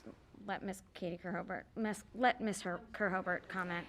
And so many people are saying that Dr. Bishop just said many people are beginning to live their lives again. I find that debatable too. Christmas Day. Haven't seen my brother-in-law in person in over 2 years. Nope, you can't because my son has COVID. And we've tried to do everything right. You spend the next day after Christmas sitting in the ER because our medical system is so broken that we don't know where to go if you have a really sore throat because it could be strep, which you need an antibiotic for. So do I go to Berryville Medical? No, because they're closed because it's Sunday. Do we go to urgent care? Not sure because we've got COVID. So then you end up in the ER sitting for hours. So we're not getting anywhere. And again, I understand that our community does not want to wear masks and honors the choice more than thinking about the good for our community. I also don't understand looking at the data from the Virginia Department of Health. The numbers keep going up and up and up, and why would you take the mask away, our one level of protection, when we can't make people get vaccinated? I don't understand why we would take that away. And then bottom line is, I've said this before, I think I would prefer us to wait, but I don't think we will, for the Supreme Court of Virginia to make their decision. Because I view that as our three branches of government working themselves out. Isn't that what we're taught? That you have an executive order that is not in line with the law. And then, yes, there's question about mandate versus recommend. But isn't that the job of the Supreme Court? Isn't that what we teach our children in school? So, obviously, people know where I stand. I would prefer us to keep the masks in place, and I would ask that if you can muster the strength a little bit longer to wear the mask, just out of concern for other people, that would be helpful, especially if we want to stay open 5 days a week and we don't want classrooms to quarantine.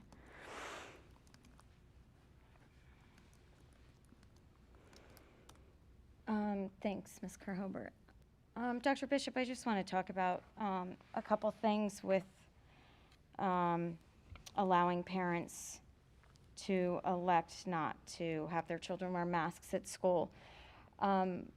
What will quarantine look like? Can you just kind of walk us through that process of the next steps? Right. So to begin with, the executive order requires, or it says, parents may elect. So we have already developed an opt-out form that will be emailed to parents. And if you wish for your child not to mask, then you would elect that on the form. If you want your child to, and you expect your child to continue to mask, then you don't have to do anything. You just can delete the email that comes to you, and when your child's name does not appear on the list for each individual school, then school staff will know that you as a parent have elected for your child to remain masked. And it's populated, it will be populated so that Clarke County High School doesn't have the names of Cooley and Boyce and Johnson Williams students. It'll populate just with the names of the high school students. So that's the first piece. That will be coming in the next, hopefully tomorrow, pending the decision of the board tonight. We will continue with the guidance, the CDC's current quarantine isolation guidance, with one little exception. If you choose not to mask, then your quarantine period will be, or isolation period will be 10 days. So if right now, and somebody mentioned it earlier, and I won't get into all the details, but you know, when students are in classrooms, when we go through the contact tracing protocol with our nursing staff and administrative staff, there are different rules for those who are vaccinated versus those who aren't. So it is quite possible for your child to be in a classroom and be within 6 feet of another student, and those students might be vaccinated, and unless they're symptomatic, the guidance tells us that they don't have to quarantine. So the rules are a little bit different, and I know more than I want to know about this, to be perfectly honest with you. So if you choose mask optional and your child won't be wearing a mask, then if they're exposed or isolated or need to be isolated because they're COVID positive, it will be a 10-day quarantine period. So by electing the mask, you'll be understanding that from the beginning. We do have some students right now who are in day 6 to 10, and maybe not, they're still not feeling well, so those students have not come back yet. As parents, still, please, we've pleaded with you for 2 years. If your child's sick, please keep them at home. What we're seeing is even illnesses that appear to be cold symptoms when people are testing, they're COVID positive. Sniffly noses, slightly sore throats or sore throats, even if it's a severe sore throat. We are seeing students test positive for strep COVID at the same time. But that will be our new guidance will have that in there. So if you're masked, we'll have the 1 to 5, 6 to 10. If you elect to not mask, it'll be the 10-day quarantine. Again, unless you're vaccinated, and if you're exposed and vaccinated, then the rules are different. So we'll work through all of that and try to do our best explaining it. So all the, not sure how to word this, so all the sort of protocols, if you will, that we have in place will continue to stay in place. That also pertains to our sports, athletic activities, and Yes. we'll just if we decide to go with Executive Order 2 tonight, then just because we're allowing parents the option to mask their kids or not is not going to change how we operate in the buildings every day. That's correct. And we've actually had, in conversation, when our nurses make the phone call and after they've done the contact tracing, or if they've been working with a positive student and that parent, some parents, we're giving them the choice on the 6 to 10 whether they want to come back with strict adherence to masking, or and some parents are electing to just say, you know what, I'm going to keep my student home for the full 10 days. So we've worked with parents on that, understanding that everybody's circumstances are different. Okay, thank you. So I'm not going to belabor the points that have already been raised by Dr. Bishop and my colleagues. We've all, like I mentioned earlier, we've been talking all week, and so I understand everybody's point of view, and obviously hearing your comments tonight, while I might agree with some of the things that were said and disagree with others, I understand and appreciate every point and angle to this. And I think that's why it's made it such a difficult decision. And I know some of you probably think, no, of course it's simple. We've got this executive order. This is what the governor said, and I understand that.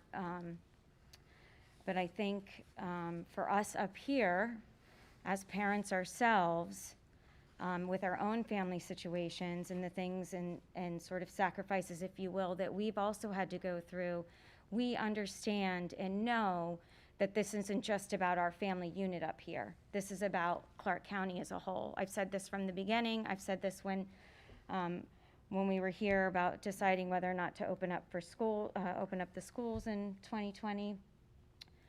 So this just adds a different layer of complexity for us.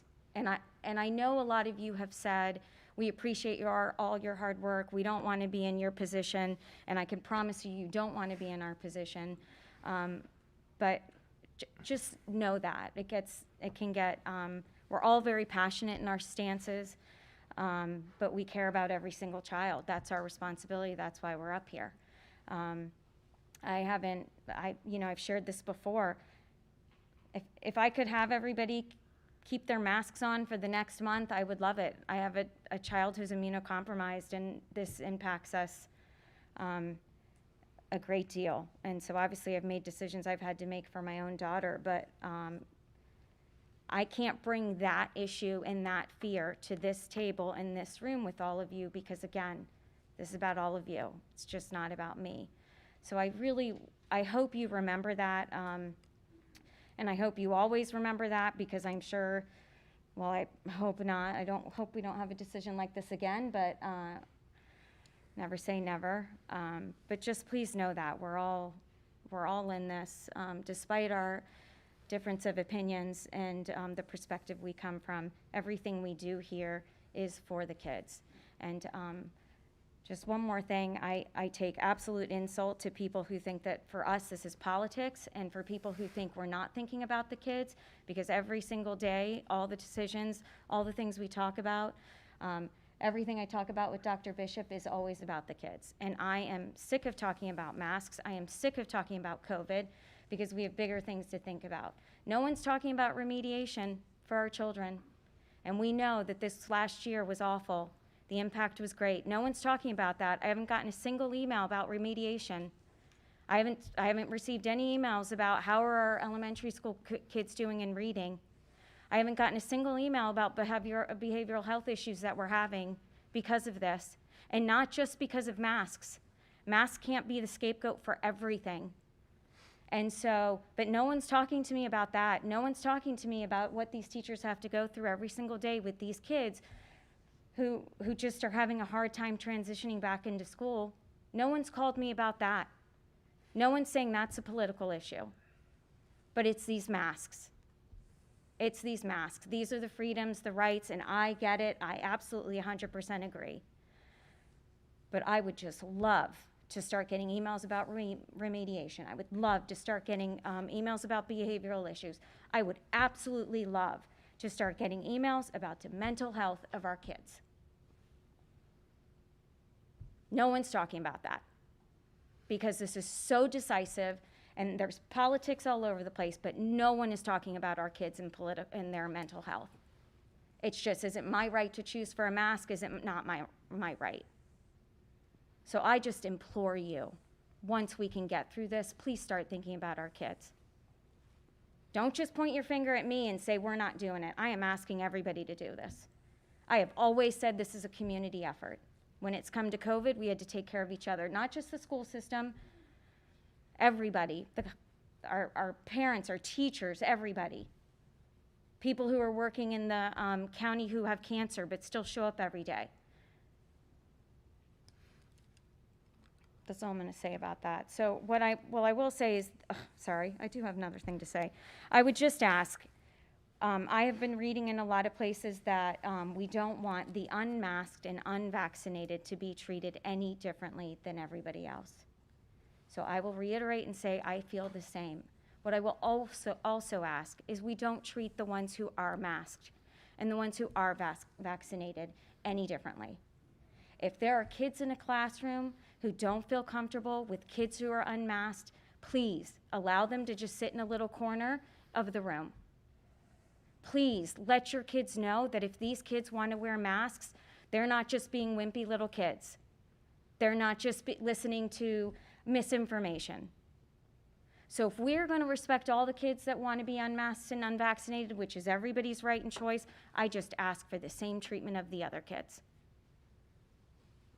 Like, it's just time. I'm so sick of these conversations. It is just time to come together, please. Please. And for those who brought up the quotes from my last meeting, I do intend to keep my promise. So, if there's any further discussion. I motion that the Clarke County School Board amend the return to school plan to incorporate the provision of Governor Youngkin's Executive Order Number 2. Is there a second? I'll second that. Any further discussion? I'd like to do a roll call, Ms. Weir. Mr. McDonald? Yes. Mr. Turkel? Aye. Ms. Kerhobert? Nay.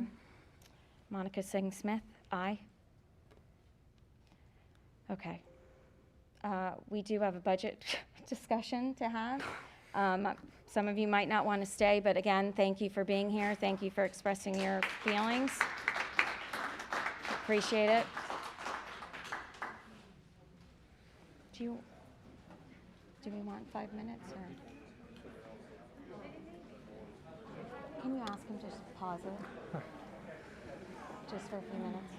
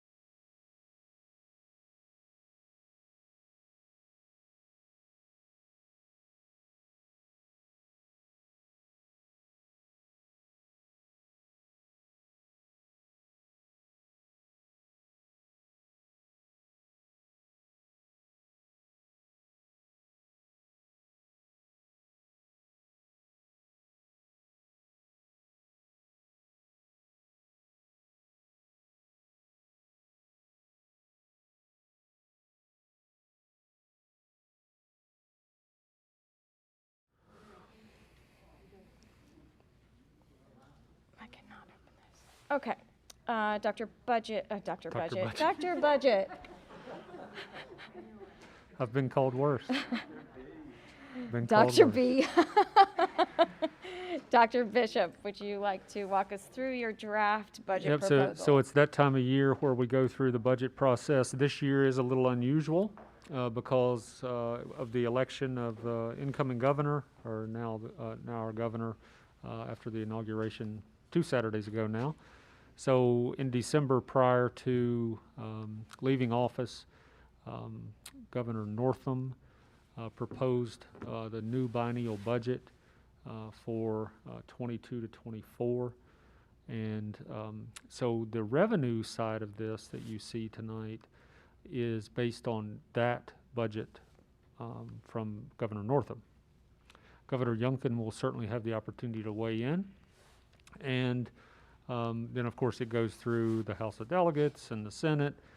Conferees have an opportunity to kind of hash out the different components of the budget. And then sometime mid-March-ish, we will have, hopefully, a budget that we can move forward with and go to the Board of Supervisors with, and they understand what the revenue picture is, and then what they'll begin to weigh out whether or not they can afford the expense side, and our citizens can afford the expense side. So I know it's been a long meeting. Always, over the last couple of years, I've given you some statistics, and so our membership trends, and I know for our audience it might be difficult to see if this will open, hopefully. There we go. So we do a really good job and have all the way back to 2003-04, we have tracked our ADM, average daily membership, from September 30 to March 30. We track it every month, but September 30 to March 30 establishes your average daily membership. We are building a budget for next year based on 1,802 students. That is a slight decrease over where we are this year at 1,829 currently. Just as a reminder, preschool students do not count in ADM. It's only K-12 students. But 1,802, if you want to keep that in the back of your mind, we've been working with the finance department and determining revenues or looking at revenues based on that student count. Remember last year we were at 1,713. Since a number of students had chosen, or a number of families had chosen homeschool in the midst of the pandemic and the hybrid learning model and all those things. So we are up some this year. We have the new housing development over in Berryville and another housing development getting ready to start over here at Hermitage. They've moved a lot of dirt at least. And I've not been back there recently, but I heard that they've started building some too. So 1,802 students.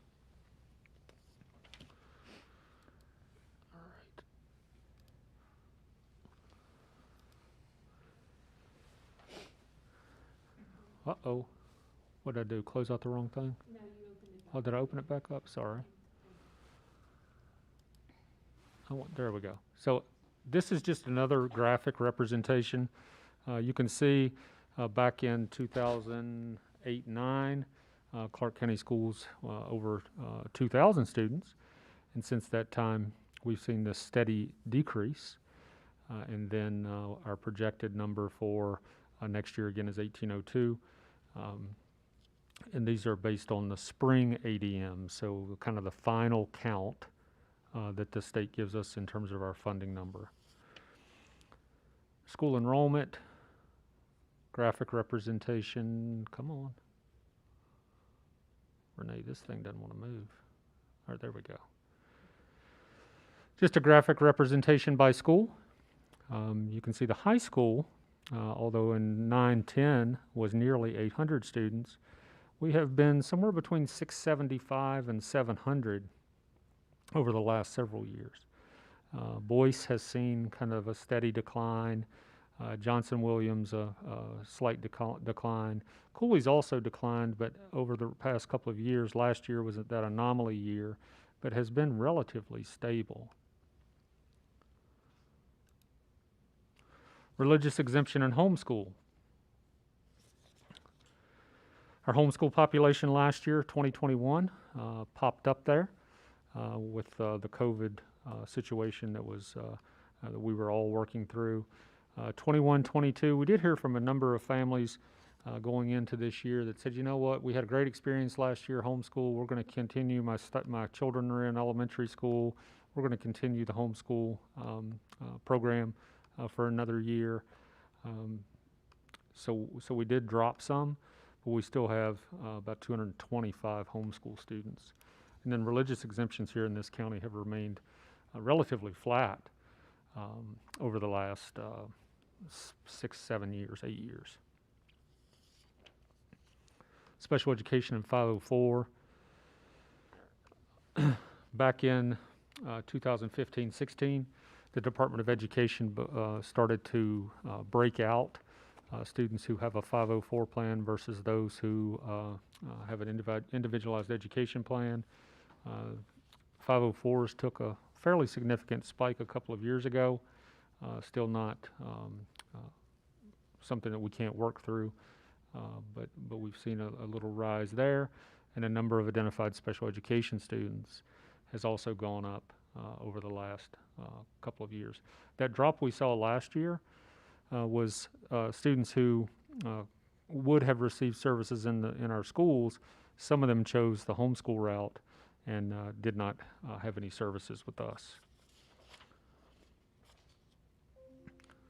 Our disadvantaged enrollment, you can see the number of disadvantaged students by the blue line has increased pretty steadily overall since 2008-2009, which is the first vertical line to your left. English language learners, very similar rise in English language learners. We have right at 100 students who are currently identified as ELL students. About 75 of them are actually receiving services currently. And the amount of service a student receives depends on what level they're on. A level 1 kindergartner, as an example, could get as much as 150 minutes a week, whereas a level 3 kindergartner would get less time.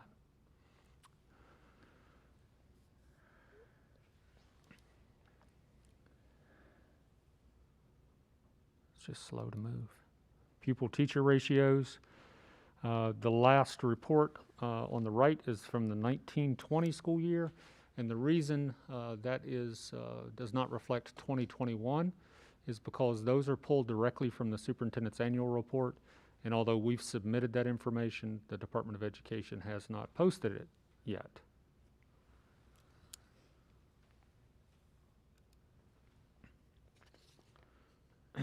On-time graduation rate. Clarke County typically has one of the highest on-time graduation rates in the Commonwealth. Last year we were a little over 98%, which means that students who start with us in the 9th grade finish on time in 4 years. But we are generally, as I said earlier, one of the highest in the state.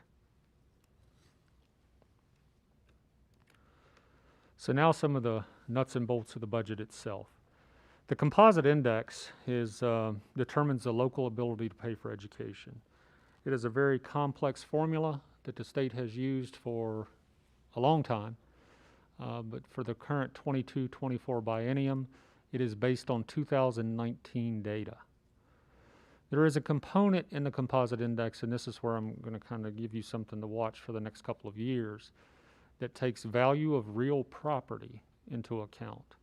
And we know with the brisk home sales in Clarke County last spring and into the summer and the cost of some of those, and it's all relative to what other areas across the state also was seeing.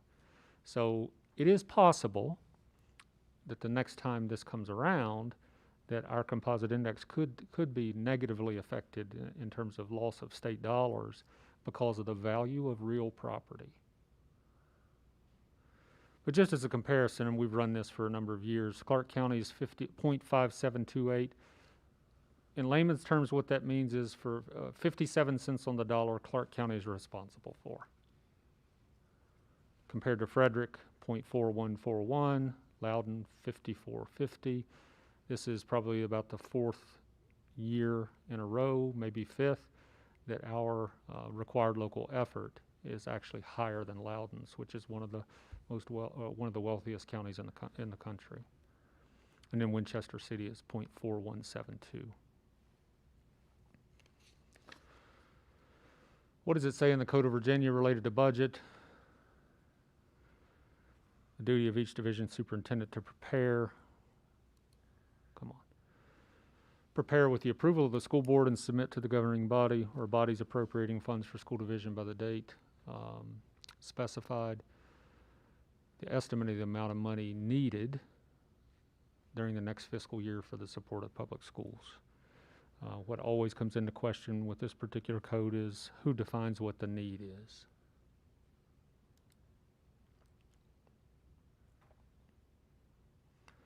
Budget priorities. In a typical year, we have done a budget survey. We did not do that this year because there are three primary things that we need to be focusing on. Instructional programming for students. We have a number of students. All students suffered in some way from what's gone on with COVID for the last nearly 2 years now. But our instructional programming, remediation, intervention, the during school and after school programming that we have in place right now. Salary improvements for staff has been a priority of this board for a number of years. And in working with the Board of Supervisors, we've been able to give pay raises. And then the benefits piece is also something that's critical for staff because it actually has a lot to do with people who choose to come here. We've lost people because they've gone other places where insurance is cheaper, and at the end of the day, they end up getting a raise over what we were paying them. So we know benefits are a key part of that also. Just some budget development data. So again, based on an ADM of 1,802 students, plus we anticipate 30 preschool students next year. For each school, the black number is the anticipated ADM for next year. The red number indicates the enrollment as of December 10th, 2021, which is when I started working on this. So Cooley is an example. We anticipate 442 students. Currently, we have at that time, December 10th, we had 448. And it's very similar, the same kind of comparison at each school. The high school, 686. We currently have 681. We know, and we track through our tracking mechanisms, we know, like currently, the freshman and sophomore classes at the high school are very large. Freshman class, like 183 students, sophomore class, 188. So in 2 years, when that sophomore class graduates, 188-ish students will be leaving, but our typical kindergarten class is between 115 and 120. So just with the easy math, we're going to basically lose about 60 students in June when that class graduates, and in August when that new set of kindergartners comes in. So absent any other growth in the county, we know that that's coming, and we plan accordingly. That's why we look ahead the way we do for at least 3 years. Again, just a reminder of the composite index. There are 886 budget lines, not including personnel. All of those are gone through and evaluated and trying to predict FY23 expenses. If we take a look at personnel being flat for next year, the number of full-time equivalent positions being the same, although some repurposing may take place. We looked at a salary comparison between Winchester, Frederick, Clarke, Warren, and then we were asked a couple of meetings ago to also include Loudoun County in our comparison group. These budget recommendations are in alignment with our current strategic plan, and that strategic plan will be evaluated sometime in the spring as we're moving forward into next year. School-based funding. All of you who have been up here before know that I've used a school-based funding methodology that provided a flat amount at a school plus a number of students in ADM, and the proposal for next year is that school-based funding remain flat. But you could see in those comparisons As an example, at the high school, 686 projected, 681. The dollars are negligible with a difference of about 5 students. Same at Cooley, 442, 448. So it really doesn't mean significant reductions in accounts, school board accounts that are filtered down to our schools. Strategic plan, just a reminder, we'll focus on student achievement, a safe and nurturing environment, employing personnel who share the vision, mission, and core values of the division, integration of technology, and then just trying to be effective and efficient in our operational practices. So I went ahead and listed the school-based allocation methodology just as a reminder, although on the second part of that slide, it will show, all right, come on, react, there we go, that FY23 school-based allocations will equal FY22.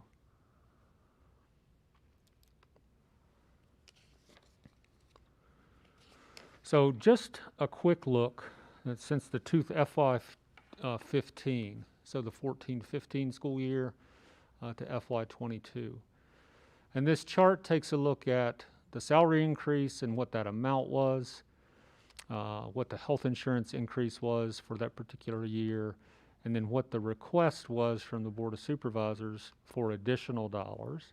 As an example, during FY21, you will see that we actually, the school board, actually requested $203,000 less than the year before. For FY22, all of our staff got 5%. Anybody who was paid on our teacher scale got their step increase plus 5, which averaged about 6.36%.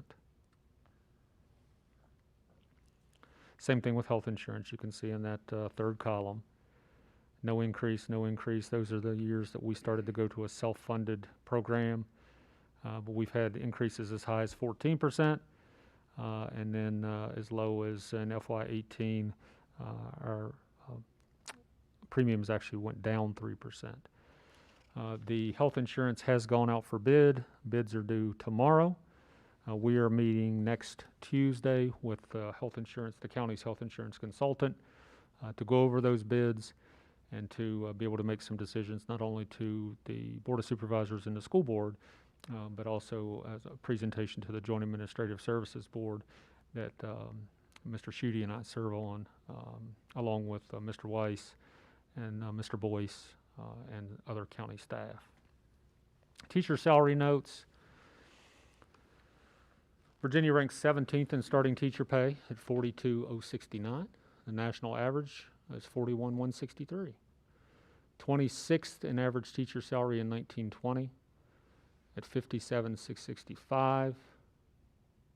So there's a difference there between starting pay and average pay, compared to a national average of $64,133. In 2019, Virginia ranked 9th in median household income. And again, just a reminder that during this current budget, all of our teachers or anybody paid on that scale got the step plus 5%. So the pay increase was differentiated. So what I've brought for you this evening, Mr. Catlett did a lot of the, or did all, I don't want to say a lot, he did all the number crunching on the salary scales. So the governor's budget that was proposed in December, and again, Governor Northam's budget, included a 5% increase for staff, for SOQ-funded positions. I'll be glad to go into that as much detail as you want, but every position we have in Clarke County is not SOQ-funded because we have made decisions to put fewer kids in classrooms, as an example, to have a lower student-teacher ratio. That 5% scale, or 5% increase scale contains 33 steps and a starting salary of $46,200. I've also prepared, or Mr. Catlett prepared, a scale with a 10% increase. So that includes the 5% included in the governor's budget, and it also includes an additional 5%. 33 steps with a starting salary of $47,300.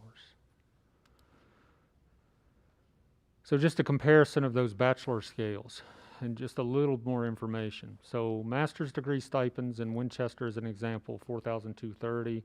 Frederick's 4,109. In Clarke, we have teachers who are paid differently for a master's. Back in, I guess, about 2016, 17, the board at that time decided to reduce the master stipend to $4,250, but they grandfathered over those who were receiving the former stipend. So we do have some teachers in the division who receive $6,563 for a master's.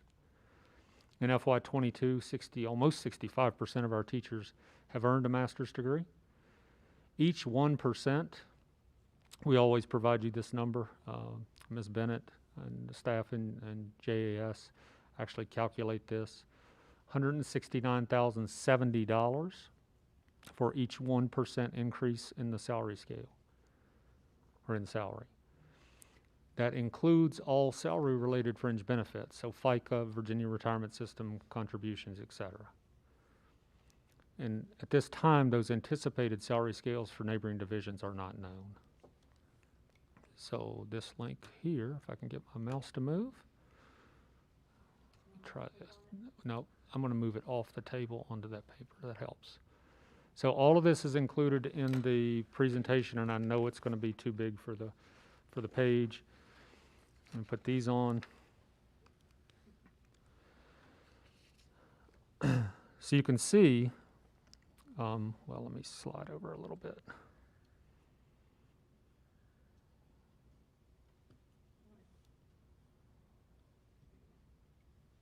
It just doesn't want to move.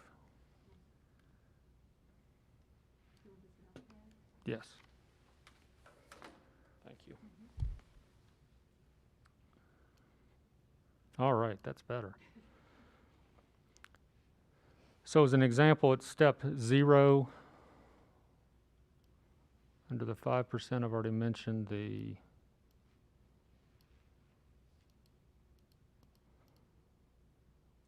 $46,000 for step 0 under the 5%, $47,300 under the 10%. So as a comparison, Loudoun County, as an example, for 21-22 is currently $55,611. Frederick is $46,000. Winchester $45,500. Warren County $45,900. And Clarke is $44,000 currently at the 0 step. All of this information is included, and I would encourage you to take a look at it. But at the bottom of the scale, if this moves through, at step 33, with a 5% increase, Clarke would make our Clarke teacher would make $71,007. At a 10%, it'd be $74,389. Loudoun County scale actually ends at step 29, and for this year, they're at $98,563. Frederick is at $66,700. Winchester $65,800.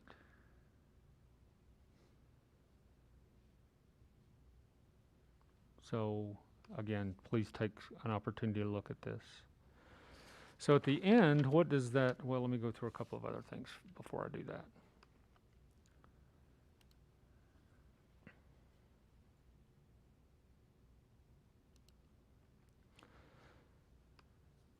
So these major operating budget changes, if we go with the 5%, salaries and wages would be an increase of $845,350. Right now, we're using a plug factor for the health insurance adjustment at 10%, which would be $217,521. The 10% would be an increase of $1.697 million. Employee health insurance adjustments remain the same. So under the 5%, we're almost $1.063 million. And under the 10%, we exceed $1.9 million.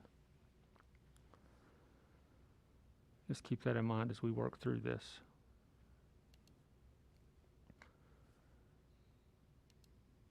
Food service is a separate account by code and has to be handled separately. Our program is managed by Sodexo, as you know. That will be going out for bid this spring. Just like with the other operating budget, we've gone through and adjusted all of the line items, the expense side, and expenses and revenues match.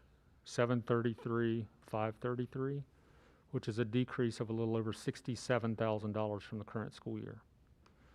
One of the things that's hard to predict right now on the revenue side is whether or not the Department of Agriculture and the federal government is going to continue to have a meals program that's free to all.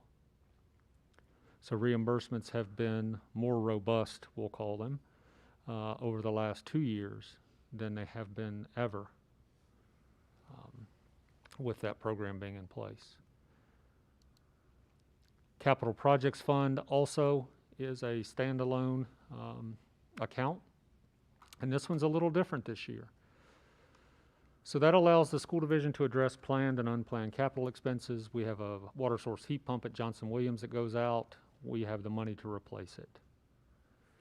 Long-standing precedent between an agreement between the Board of Supervisors and the school board to allow year-end fund balance to be requested for capital expenses. You returned the operating fund balance from FY21 and did not request that back, and that was about $1.4 million that you wanted to participate in the broadband initiative with the county.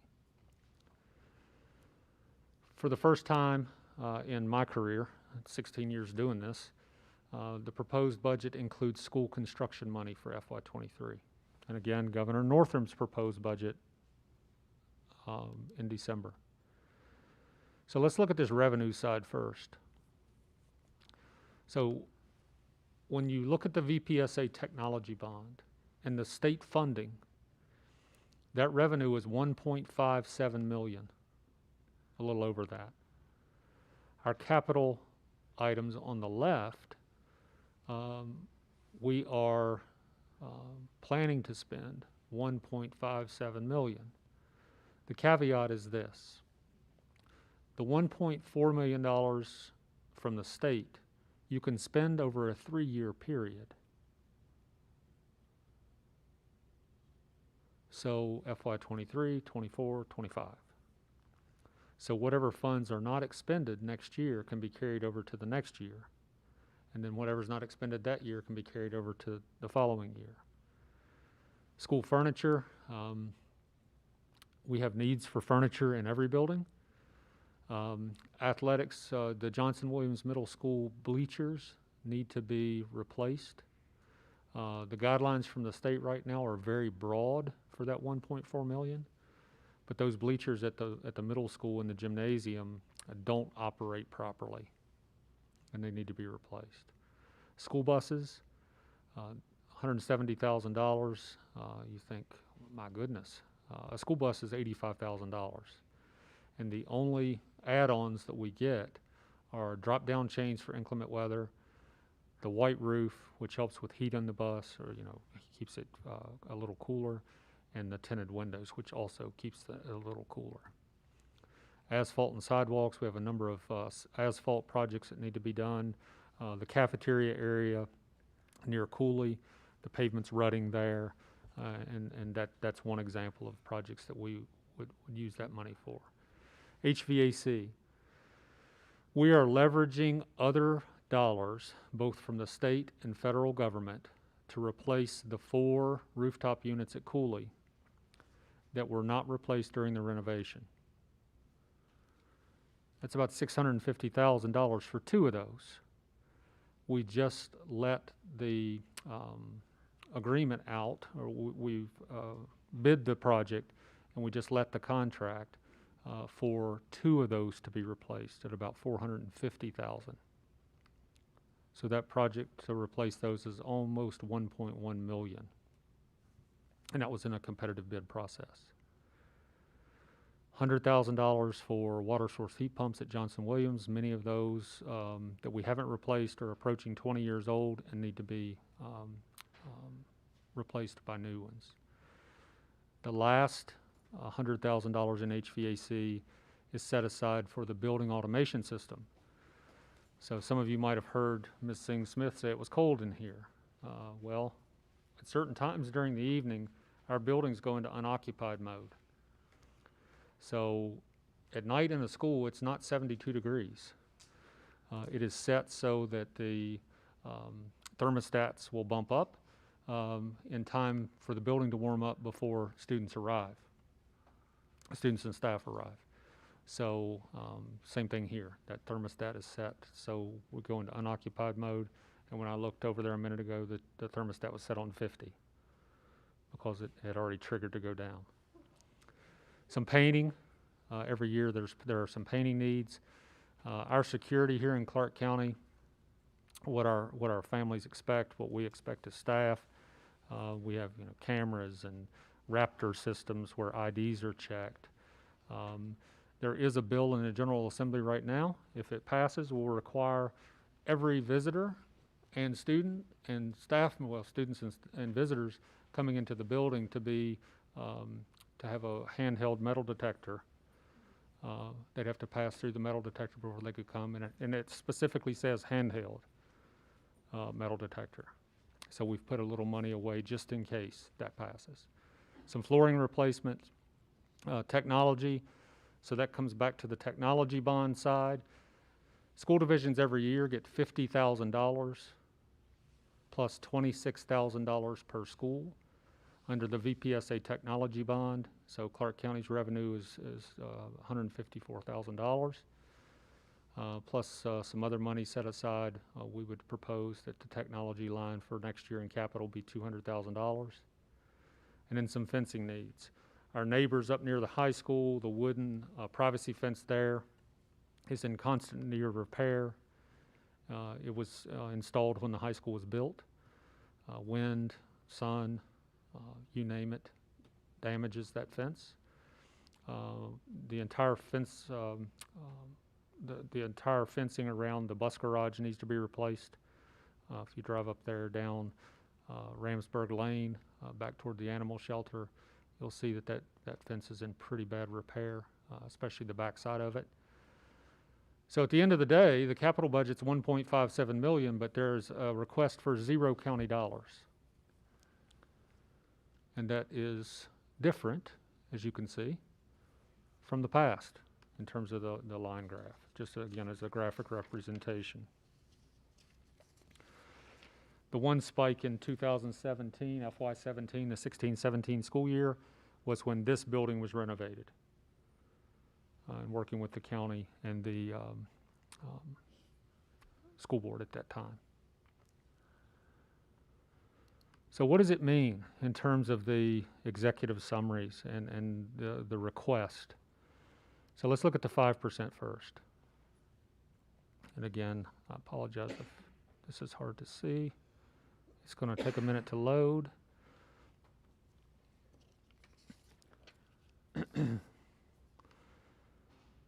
Again, all of this is posted on the website.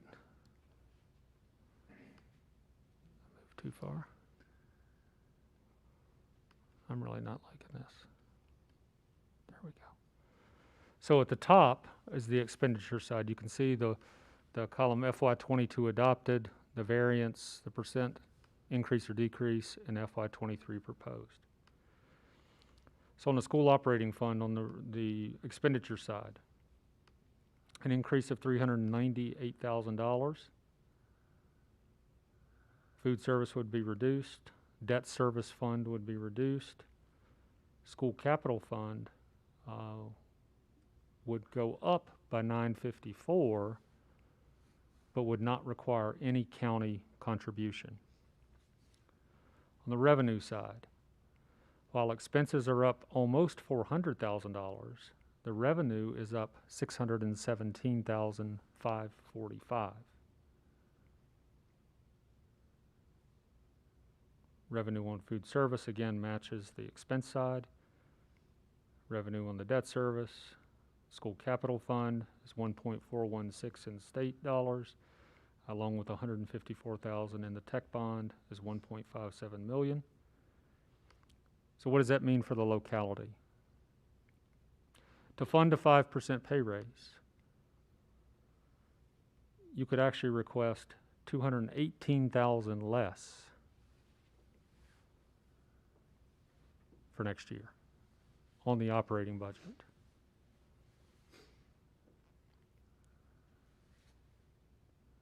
Overall decrease, because of the capital, we're also reducing or proposing we reduce this past year, or for this current budget, $462,000 was the capital request. And the debt service local share goes down 34,106. So the overall reduction in local tax funding is 714,811.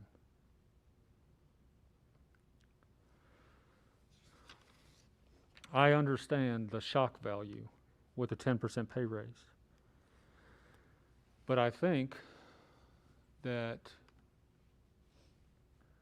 our teachers and staff, we're in an environment now, let me phrase it this way, where, you know, if we pay an instructional assistant $13 or $10 an hour, $11 an hour to work with a student, to teach them to read, and you can go to other establishments in our community, McDonald's, Sheetz, Martin's, and you can make $15 to $17 an hour. We have to be competitive. We also have to be competitive with teacher salaries and administrator salaries. And again, I know there's a shock factor when you start talking about a double-digit pay raise. But I would ask that you go back and look at those salary scales that Mr. Catlett spent so much time putting together and just working across there, and you'll see that even with a 10% pay raise, it doesn't put Clarke County above most of our competitors. The pandemic has created a lot of circumstances, and one of those circumstances is people are leaving the field of education. We were fortunate this year to have no classroom teaching vacancies, although we have carried some other vacancies all year. We might not be as lucky next year. As more people leave the profession, as a competition and pay in other localities increases. So we want to make sure that we can continue to provide great staff here in our schools. Having said that, my proposal would be the 10% pay raise. And again, I'll walk through this. This is all posted. I would encourage anybody to go take a look at it. Now if I can gently scroll down. So, on the expense side, the increase on the expense side is $1.244 million. 5.1% increase. Food service, debt service, and school capital, all of that's the same. We're basically just talking about the operating budget here. If you get to the revenue, $617,000 in additional revenue. It's the same as it was under the 5%. Thanks, Renee. The numbers for food service, debt service, and school capital in the revenue side are the same as they were in the 5%. The bottom line is this: when you get down to the local tax funding, under the school operating fund, to give a 10% pay raise, you would need $626,000 to be able to fund that. Now, I anticipate that that number will be less. As we work through the bidding process with the health insurance, we have right now a plug factor of 10%. We have reason to believe that we're going to have one of the proposals that is maybe a 3 or 4% increase. So that 10% increase right now could be 3 or 4%, depending on which way we go with the insurance package. When you take out, again, still under the revenue side at the bottom of that chart, 626, 645, an additional school operating fund dollars to do the 10%. Debt service fund is reduced by 34,000. The school capital fund, there's no request there, since we have those two pots of money coming into the capital side. So overall, when everything is taken into consideration, the actual request, if we got flat funding this year, or from this year, you would need 130,539 to do the 10%. Does that make sense?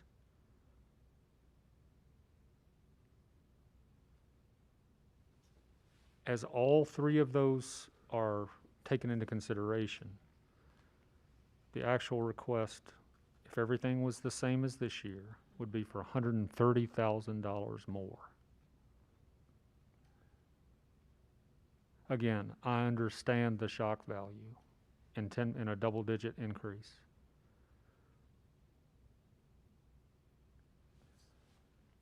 And I'm happy to answer any questions you might have.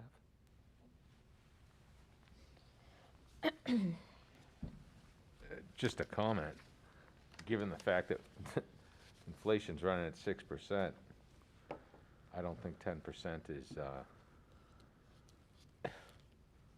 personally, I don't think 10% is enough, but if that's the best we can do, then that's the best we can do, but I mean, 6% inflation, this is, You know, we're all feeling it. You go to the grocery store and different places, you know, the cost of goods and services is higher than it has been.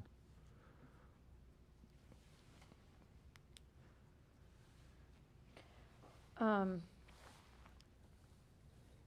gonna be very transparent. I'm a little fried. As am I. I'm sure. So, I'm all about 10%, if not more.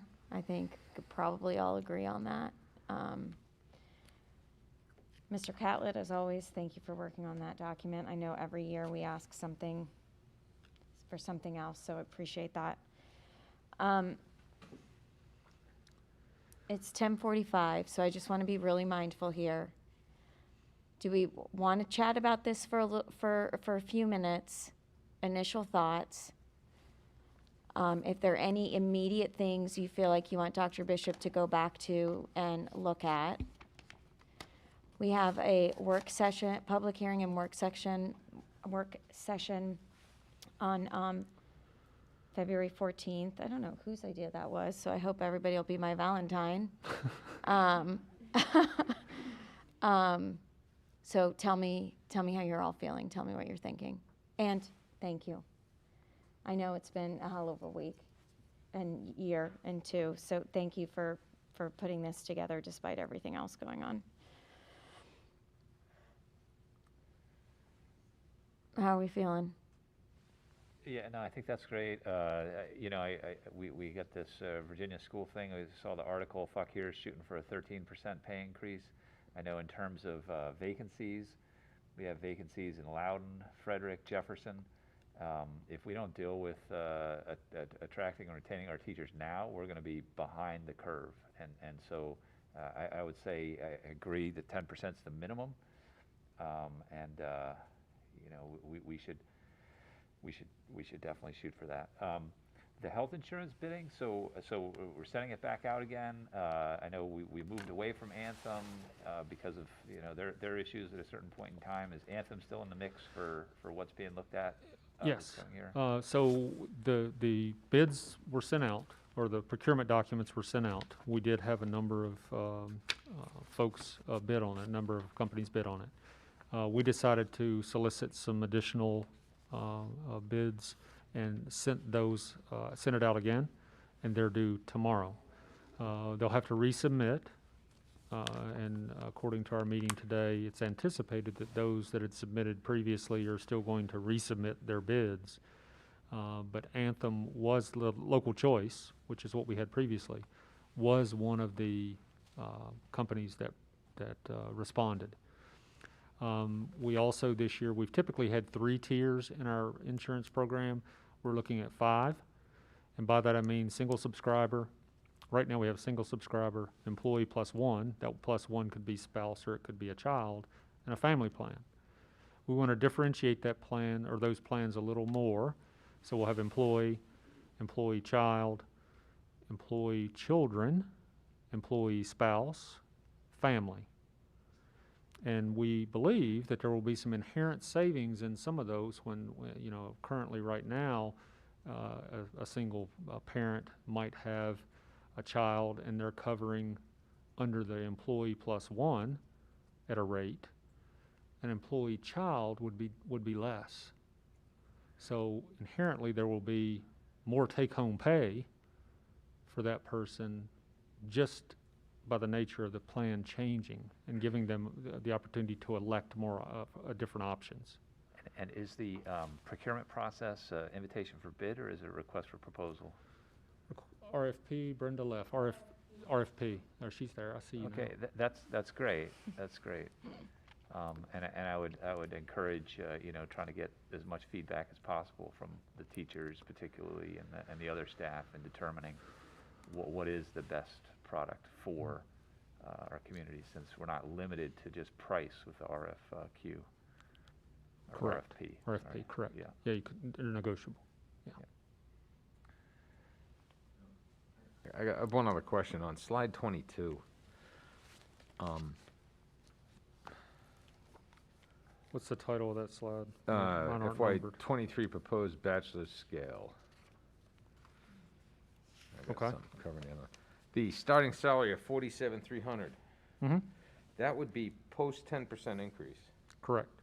Well, what we did was, so step 0 now would become step 1. We want to make sure that step 0 got the 10%, so we would have to establish another starting salary. I'm just doing some infantry math here, and the current average salary of the 5 counties is 47,402.20. So even with a 10% increase, we're not going to still reach the current average salary of the 5 counties. Yes, Loudoun's sitting at 55 Yeah. currently skews that a little bit. And they're all correct. going to jump this year Yes. as well. Yeah. So if we don't do, okay, I just something to think about. Yep. All I'm saying is, it's We have to start somewhere. we do, but we're behind the power curve already, and this one. That's our struggle, right? It's been our struggle for as long as we've been on the board, and I'm sure before then, is we're constantly saying we've got to close the gap. While we're closing the gap is getting bigger because the other folks Yep, okay. are giving increases, right? I just wanted to make sure I was reading it right. 'Cause Yeah, there was You are. no, just- it's, yeah. Okay. And Mr. Catlett, not tonight. Or tomorrow morning. But maybe for the September or February 14th meeting. Gosh, I'm really tired. For the February 14th meeting, would it be possible for you to show us what some net paychecks look like if you are, say, an instructional assistant with a family plan for insurance? To illustrate the deductions. Right, and just to show really what someone is taking home. I feel like, have you done that before? I felt like we went through that exercise before. We have done that before. Yeah. I feel like we it's a good kinda- visual. No, it's a good But I visual. think it's important to Yeah. see. Sure. Okay, and I can email or contact you about that. Thank you. Okay. Mr. McDonald he's in shock.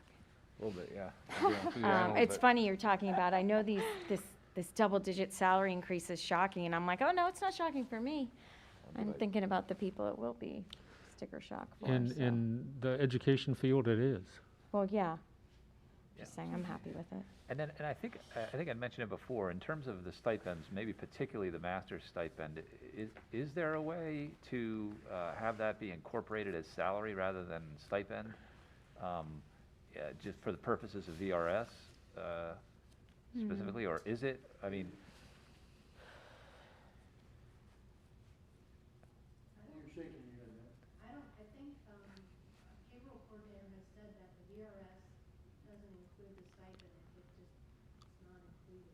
yeah, so is there a way of managing that stipend to turn it into something that becomes salary so that it can be an advantage for our teachers in terms of their retirement?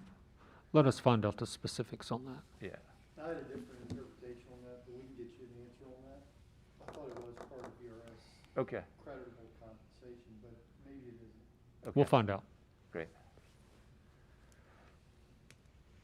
Okay, so everybody's gonna mull this over. Yes, thank you. Like I said, our work session public hearing will be the 14th, and then, that's a Monday, and then the 16th, we have a joint Board of Supervisor Finance Committee meeting. I'm sure I will talk to Mr. Wise before then. So, as always, if you have any questions, send them over. I don't know what else to say. Is that it? I think that's it. So I'm we exhausted. have a brief to-do list that we'll continue to work on in the next couple of weeks. Oh, what was that last We'll- slide? We'll continue to look at revenue estimates and kind of hone in on the expense side a little further. But we have to continue to monitor Governor Youngkin's proposed changes to the budget and then what we start to see through the General Assembly side.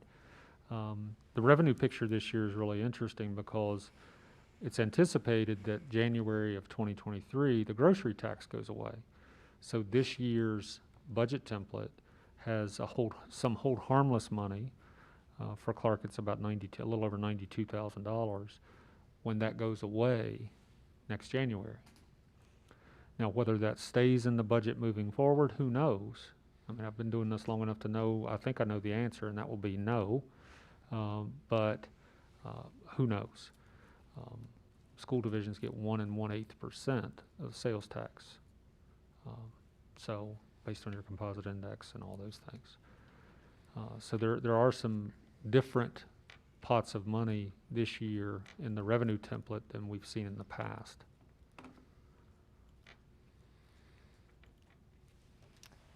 Okay. Board comments, Mr. McDonald? No, I think I'm commented out for the night. Mr. Turkel?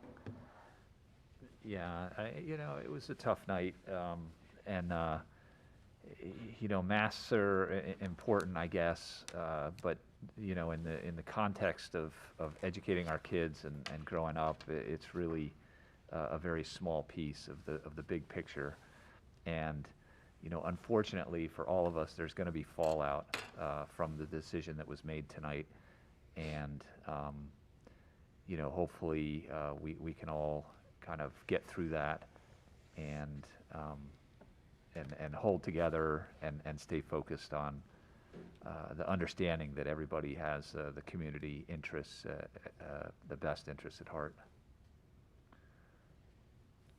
My only comment is to thank you to all of you who are going to be getting up very soon and probably haven't had a good dinner. Thank you for staying. Same, as always, thanks to our principals for being here, our staff, our teachers. She's here always advocating for the teachers, and I told you once, I'll tell you again, thank you for being here, really appreciate it. Ms. Bennett, thank you for sticking around. Mr. Licklider, Deputy Licklider, thank you. For my audience who's not normally here, thank you. I know it was a long night, thanks for hanging in there, and thanks for coming and being engaged in the community. I will adjourn the meeting, thanks.